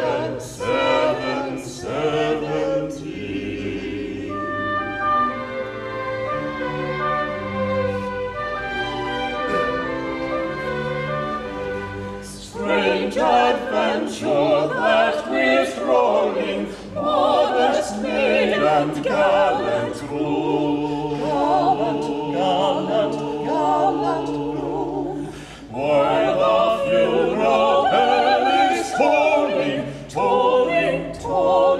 bimba boom, bimba boom. Modest maiden will not tarry, though but 16 years she carry. She must marry,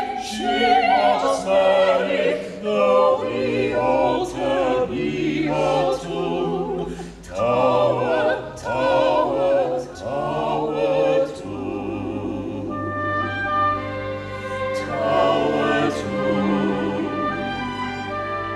Tower tomb, though the altar be a tomb.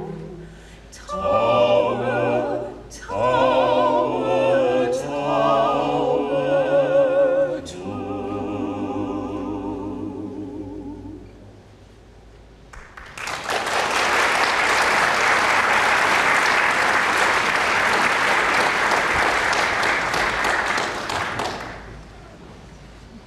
So, my mysterious bride is no other than this winsome Elsie.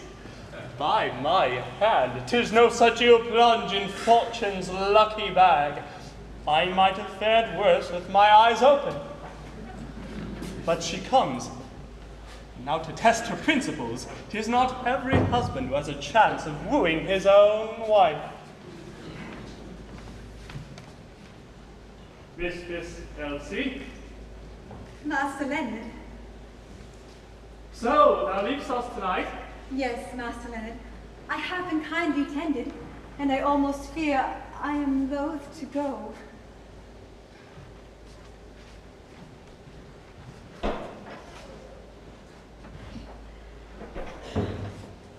And this Fairfax, wast thou glad when he escaped?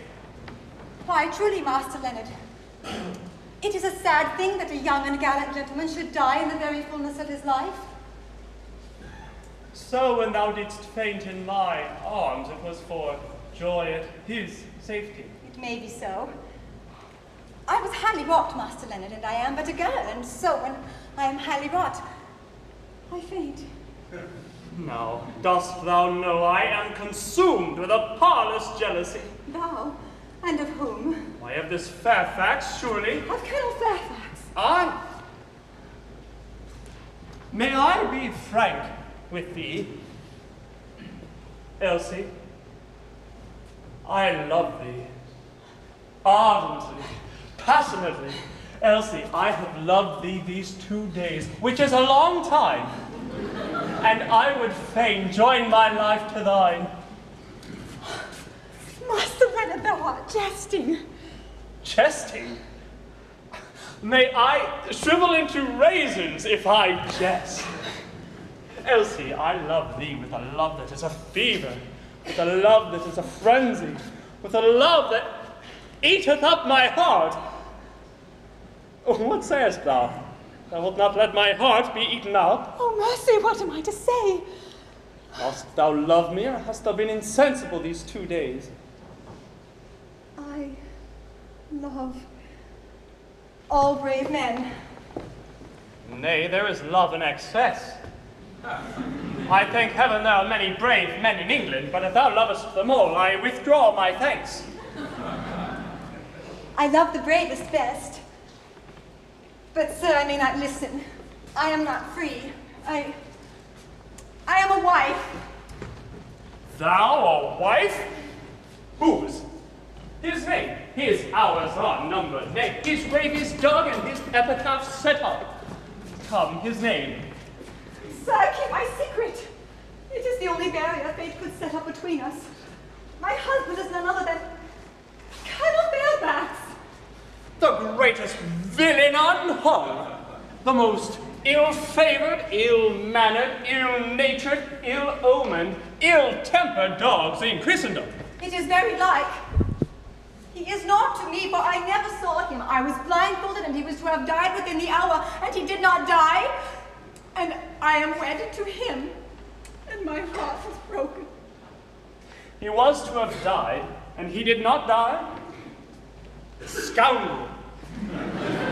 The perjured, traitorous villain, thou shouldst have insisted upon his dying first to make sure. It is the only way with these Fairfaxes. I now wish I had.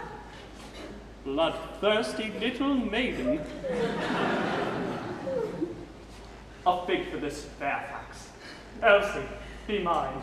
He will never know. He dares not show his face, and if he does, what art thou to him? Elsie, fly with me.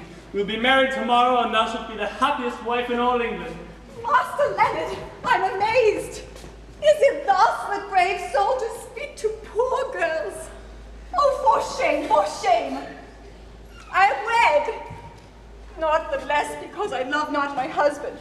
I am a wife's son, I have a duty, and... Oh, sir, thy words terrify me. They are not honest. They are wicked words, and unworthy thy great and brave heart. Oh, shame upon thee. Shame upon thee! Nay, Elsie, I did but chance. I spake but I tried.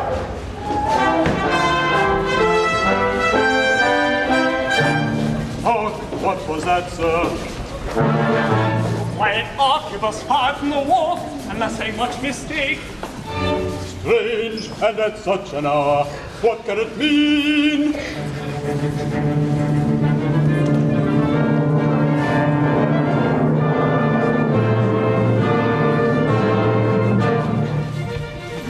Now what can that have been? A shot so late at night, enough to cause a fright. What can the portent mean? Our foeman in the land is London to be read. Only to respect what danger is at hand. Danger is understand what danger is at hand. Who fired that shot? At once the truth declare. My lord, 'twas I, too rashly judge, forbear. My lord, 'twas he, too rashly judge, forbear.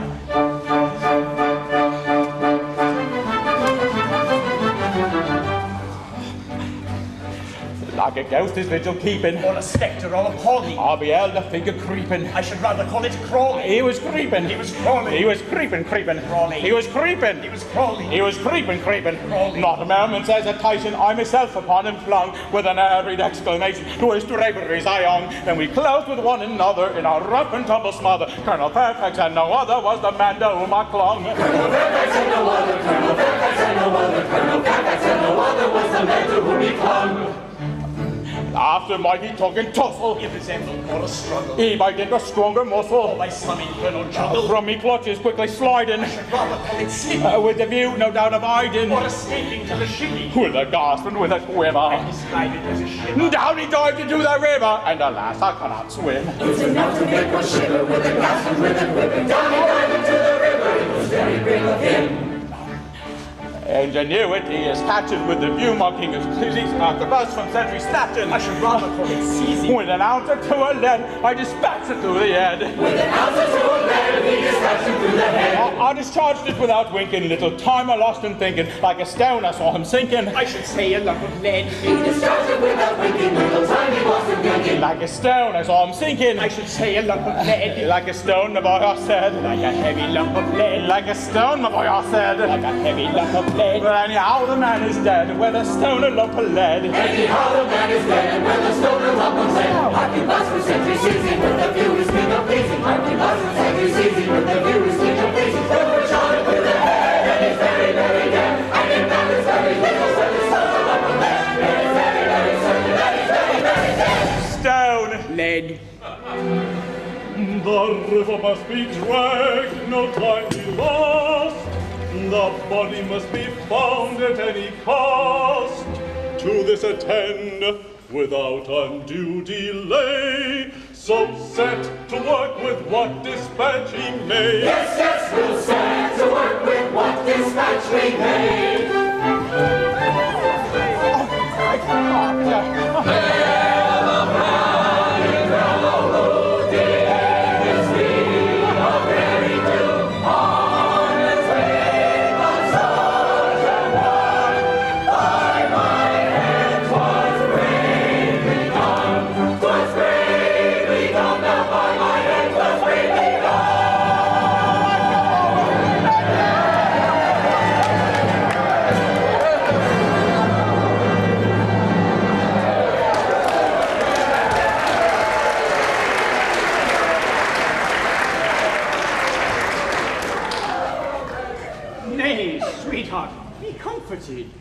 This Fairfax was but a pestilent fellow, and as he had to die, he might as well die thus as any other way.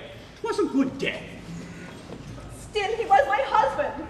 And had he not been, he was nevertheless a living man, and now he is dead. And so by your leave, my tears may flow on chin and master point. And thou didst see all this? Aye, and with both eyes at once, this and that. The testimony of one eye is not, he may lie, but when it is corroborated by the other, it is good evidence that none may gainsay. Here are both, present in court, ready to swear to him. But art thou sure it was Colonel Fairfax? Saw you his face? Aye, and a plaguy, ill-favoured face it was. A very hangdog face, a felon face. Face to fright the headsman himself and make him strike awry. Oh, a plaguy bad face, take my word for it. Sure. How they laugh. 'Tis ever thus with simple folk. An accepted wit has but to say, pass the grey poupon, and they roar their ribs out. Oh, if ever I come to life again, thou shalt pay for this, Master Point. Now, Elsie, thou art free to choose again, so behold me. I am young and well-favoured. I have a pretty wit. I can jest you, jibe you, whip you, prank you, rap you, riddle you. Hush, man, thou knowest not how to woo.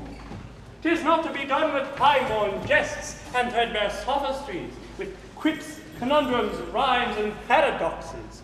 'Tis an art in itself, and must be studied gravely and conscientiously.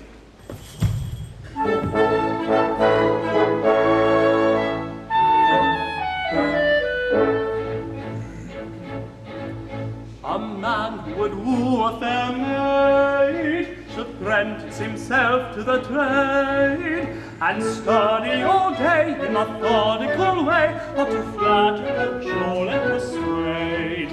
He should prentice himself at 14, and practice from morning to eve. And when he's of age, if he will not engage, he may capture the heart of a queen, the heart of a queen.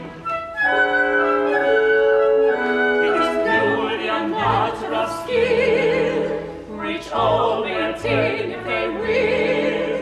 But every chap he must study the work if he wants to make sure of his chief. He wants to make sure of his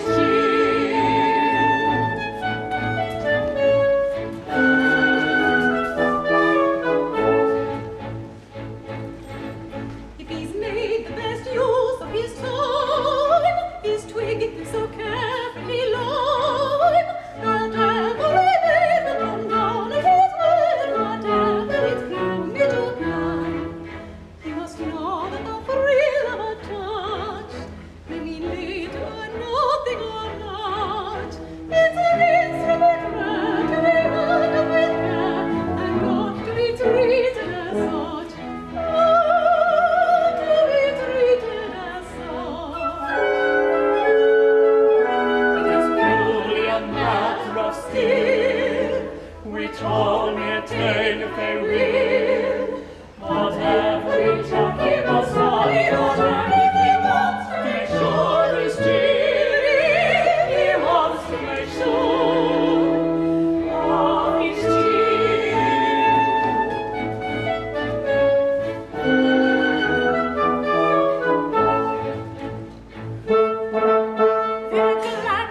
timid or free, it may vary in mighty degree, from an insolent stare to a look of despair that no maid without pity can see. In a glance of despair is no guide, it may have its ridiculous side, it may draw you a tear, or a box for the ear. You can never be sure till you try. Never be sure till you try. It is purely a matter of skill, which all may attain if they will. But every jockey must study the knack if he wants to make sure of his deal. If he wants to make sure.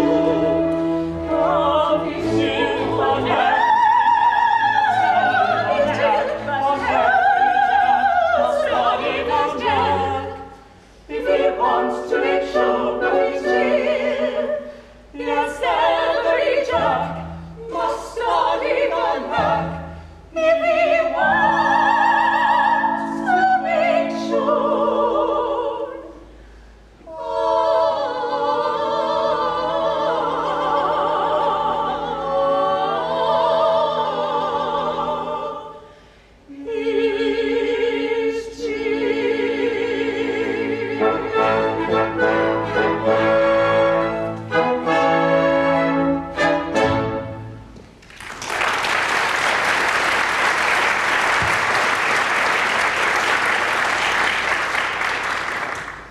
Now listen to me. 'Tis done thus. Mistress Elsie, there is one here who, as thou knowest, loves thee right well. That he does, right well. He is but a man of poor estate, but he hath a loving, honest heart. He'll be a true and trusty husband to thee, and if thou wilt consent to be his wife, thou shalt lie curled up in his heart like a little squirrel in its nest. 'Tis a pretty figure.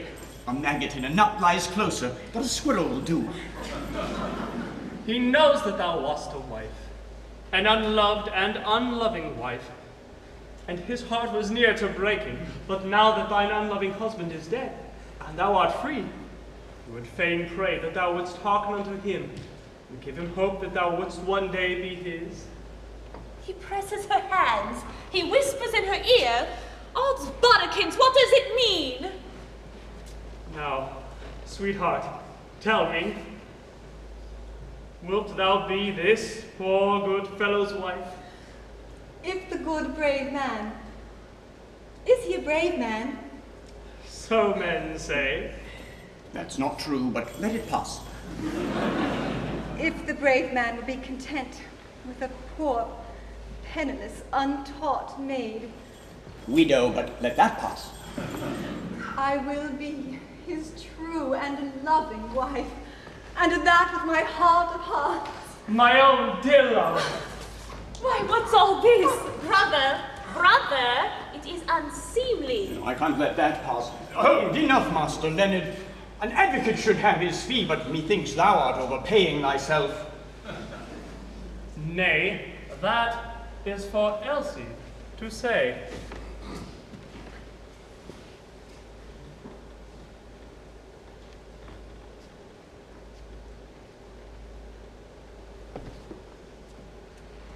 I promised thee that I would show thee how to woo. Herein lies the proof of the virtue of my teaching. Go thou and apply it elsewhere. When the woman goes a-wooing, what is truer than his joy? Maiden hushing, oddly sewing, oddly blushing, bravely coy, bravely coy, oddly blushing. Oh, the happy days of doing, the happy days of doing, oh, the sighing and the sewing, when the woman was a-wooing, oh, the sweets that never cloy. When a brother leaves his sister for another, sister weeps, tears that trickle, tears that blister, tears but mickle, sister reaps, tears that trickle, tears that blister. oh, the doing and undoing, Oh, the doing and undoing, oh, the sighing and the sewing, when a brother does a wooing, and the sobbing sister weeps. when a jester is outwitted, feelings fester, heart is led, food for fishes only fitted, jester wishes he was dead. Food for fishes only fitted, jester wishes he was dead. Doing and undoing, oh, the sighing and the sewing, where a jester goes a-wooing, and he wishes he was dead. Oh, the doing and undoing, oh, the sighing and the sewing, when a jester goes a-wooing, and he wishes he was dead. He wishes he was dead.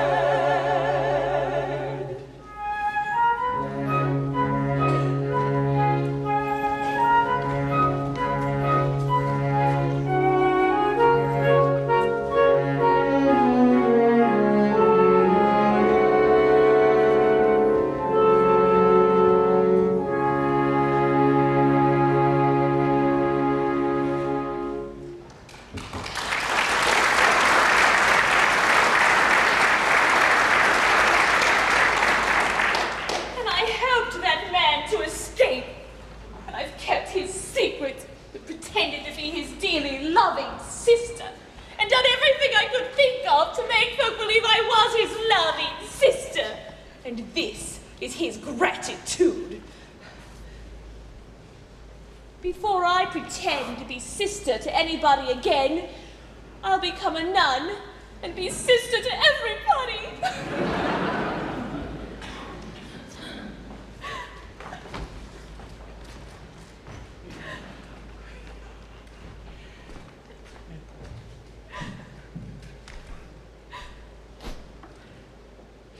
In tears, huh? What a plague art thou grizzling for now? Why am I grizzled? Thou hast often wept for jealousy. Well, 'tis for jealousy I weep now.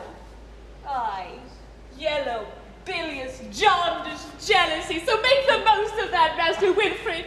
But I've never given thee cause for jealousy. The lieutenant's cookmaid and I are but the merest gossips.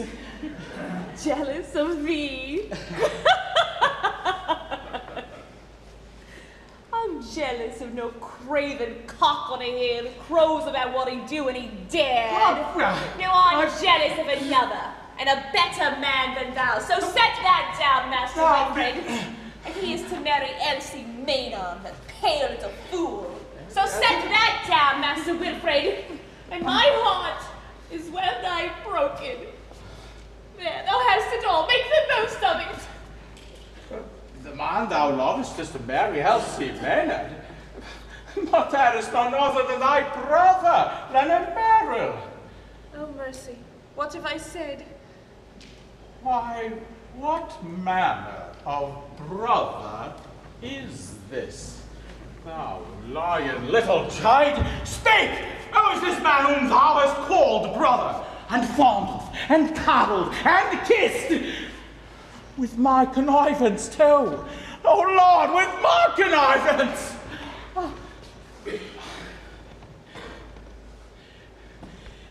Could it be this Fairfax? It is this accursed Fairfax. It's Fairfax, isn't it? Fairfax again. It's always Fairfax. Fairfax now. Fairfax forever. Fairfax. Fairfax. Whom thou hast just shot through the head, and who lies in the bottom of the river.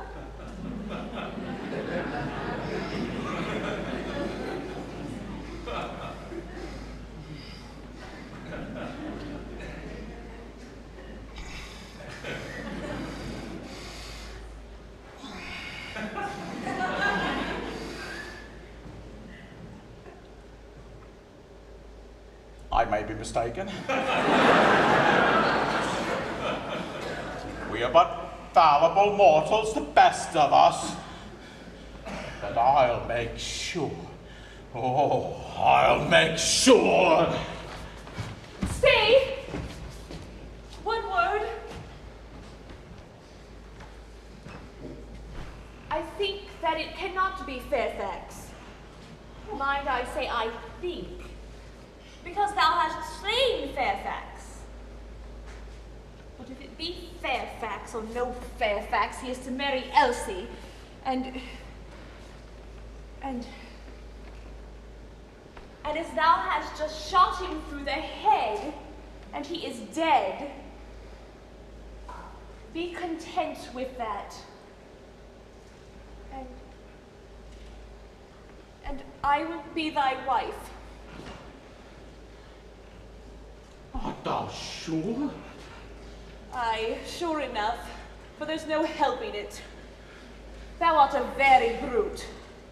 But even brutes must marry, I suppose. Phoebe! Phoebe, rejoice, for I bring glad tidings. Colonel Fairfax's reprieve was signed 2 days since, but was foully and maliciously kept back by Secretary Poldwhistle, who designed that it should arrive after the Colonel's death. It hath just come to hand, and it is now in the Lieutenant's possession. Then the Colonel is free? Kiss me! Kiss me, my dears! Kiss me! Oh, Spots, get them alive! Art thou mad? Am I mad? Are we all mad? Oh my God, well nigh crazed with joy! Come away from him, thou hussy! Thou jade! Thou kissing, clinging cockatrice! And as for thee, sir, devil take thee.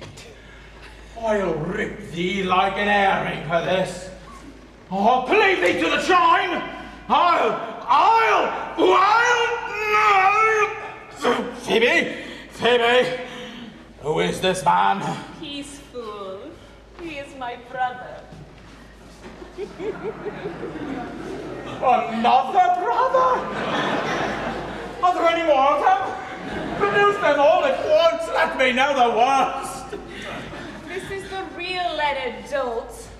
The other was but his substitute. The real Leonard, I say, my father's own son. How do I know this? Hath he brother writ large on his brow? I mistrust thy brothers. Thou art but a false jade. Now, Wilfred, be just. Truly, I did deceive thee before.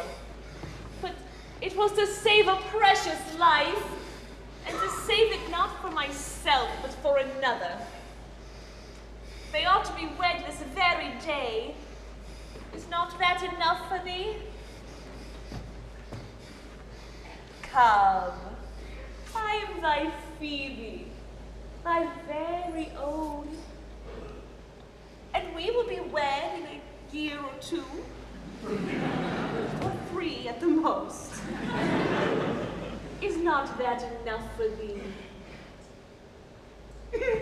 Phoebe!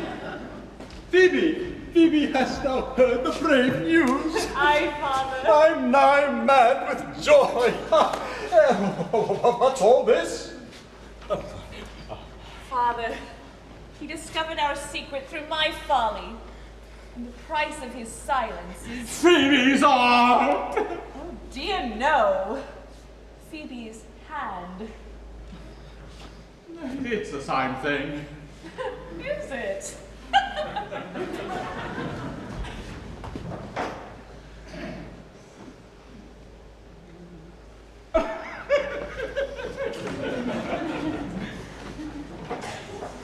Oh, 'tis pity. But the Colonel had to be saved at any cost. And as thy folly revealed our secret, thy folly must e'en suffer for it. Dame Crummers. So, this is a plot to shield this arch-fiend, and I have discovered it. A word from me and 3 heads besides his should roll from their shoulders. Nay, the Colonel is reprieved. Yet, if my complicity in his escape were known, plague take the old meddler, there's nothing for it. Hush, pretty one. Such bloodthirsty words ill become those the cherry lips. Sergeant Merrill? Why, look, ye chuck. For many a month now I've said to myself, there's snug love saving up in that middle-aged bosom for someone. Why not for thee?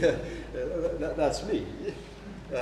So take heart and tell her, that's thee, that thou, that's me, lovest her, thee, and I'm a miserable old man, and I've done it, and that's me.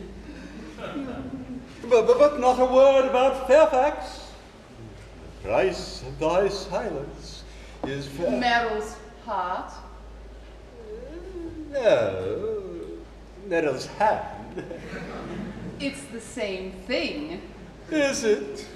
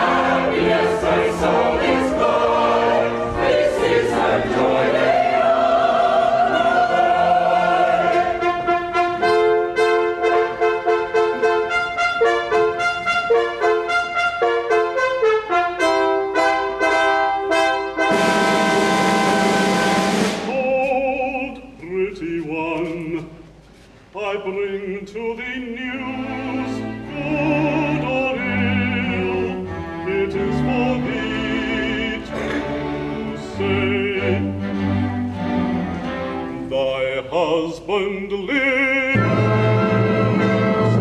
and he is free, and comes to claim his bride this very day. Look out, il che va via.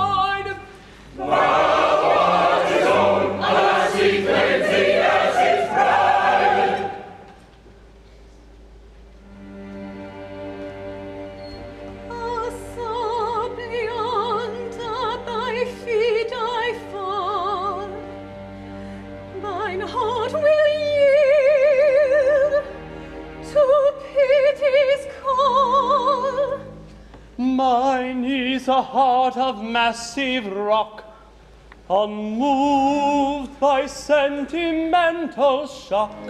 Thy heart is vanity. When my loved one come to me, they bear me hints of weep.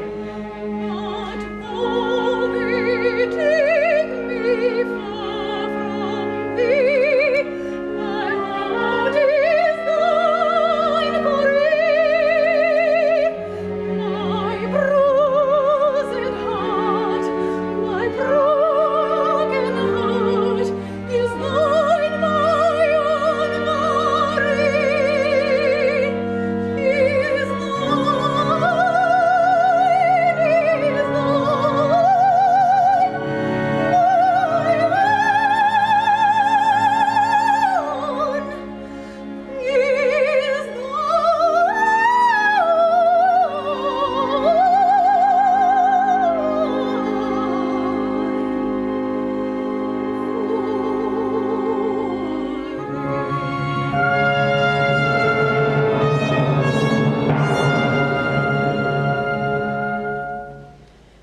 Sir, I obey. I am thy bride. But the fatal hour I said, the sea that placed me in thy power, would I had died.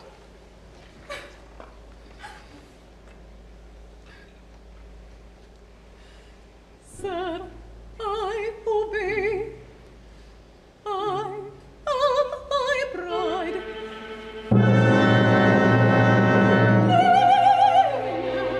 My own!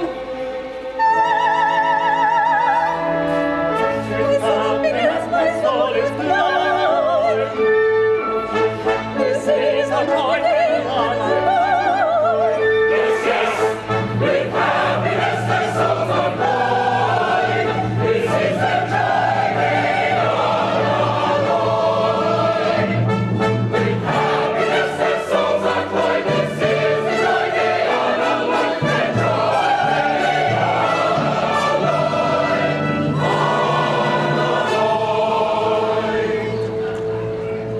Oh God, bless true, ye know not what ye do. Attend to me and shed a tear or two. Oh, I have a song to sing. Oh, sing.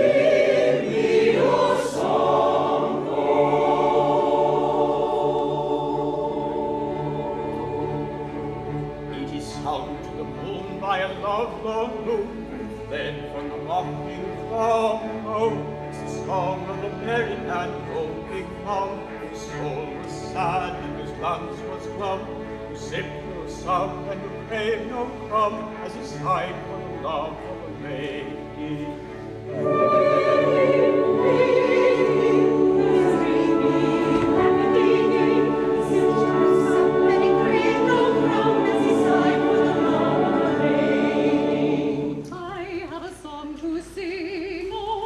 What is your song,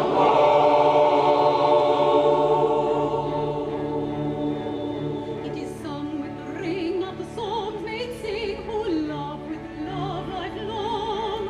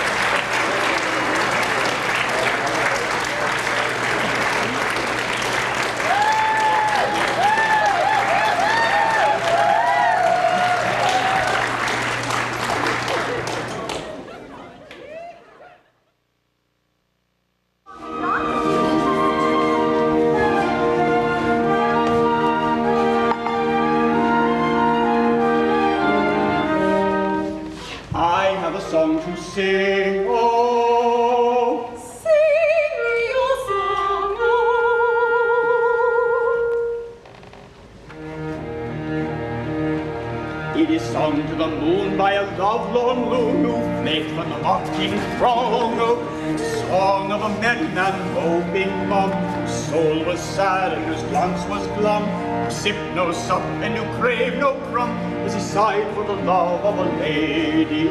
Heidi, Heidi, misery me, lackadaisy, sipped no sup and he craved no crumb, as he sighed for the love of a lady. I have a song to sing, oh. What is your song, oh? It is sung with a sigh and a tear in the eye, and fearless prop.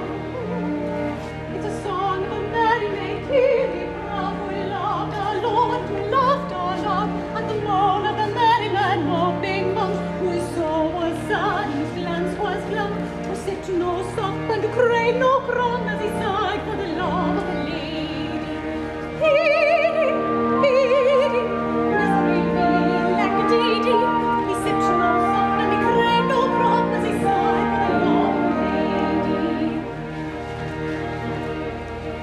I have a song to sing, oh. Sing me your song, oh. It is sung to the knell of a churchyard bell and a doleful dirge ding-dong, oh. It's a song of a popinjay bravely born, who turned up his noble nose with scorn, and the humble merry maid dearly proud, who loved a lord and who laughed aloud, and the moan of a merry man moping mum, whose soul was sad and whose glance was glum, who sipped no sup and who craved no crumb, as he sighed for the love of a lady. Heidi, Heidi, misery me, lackadaisy,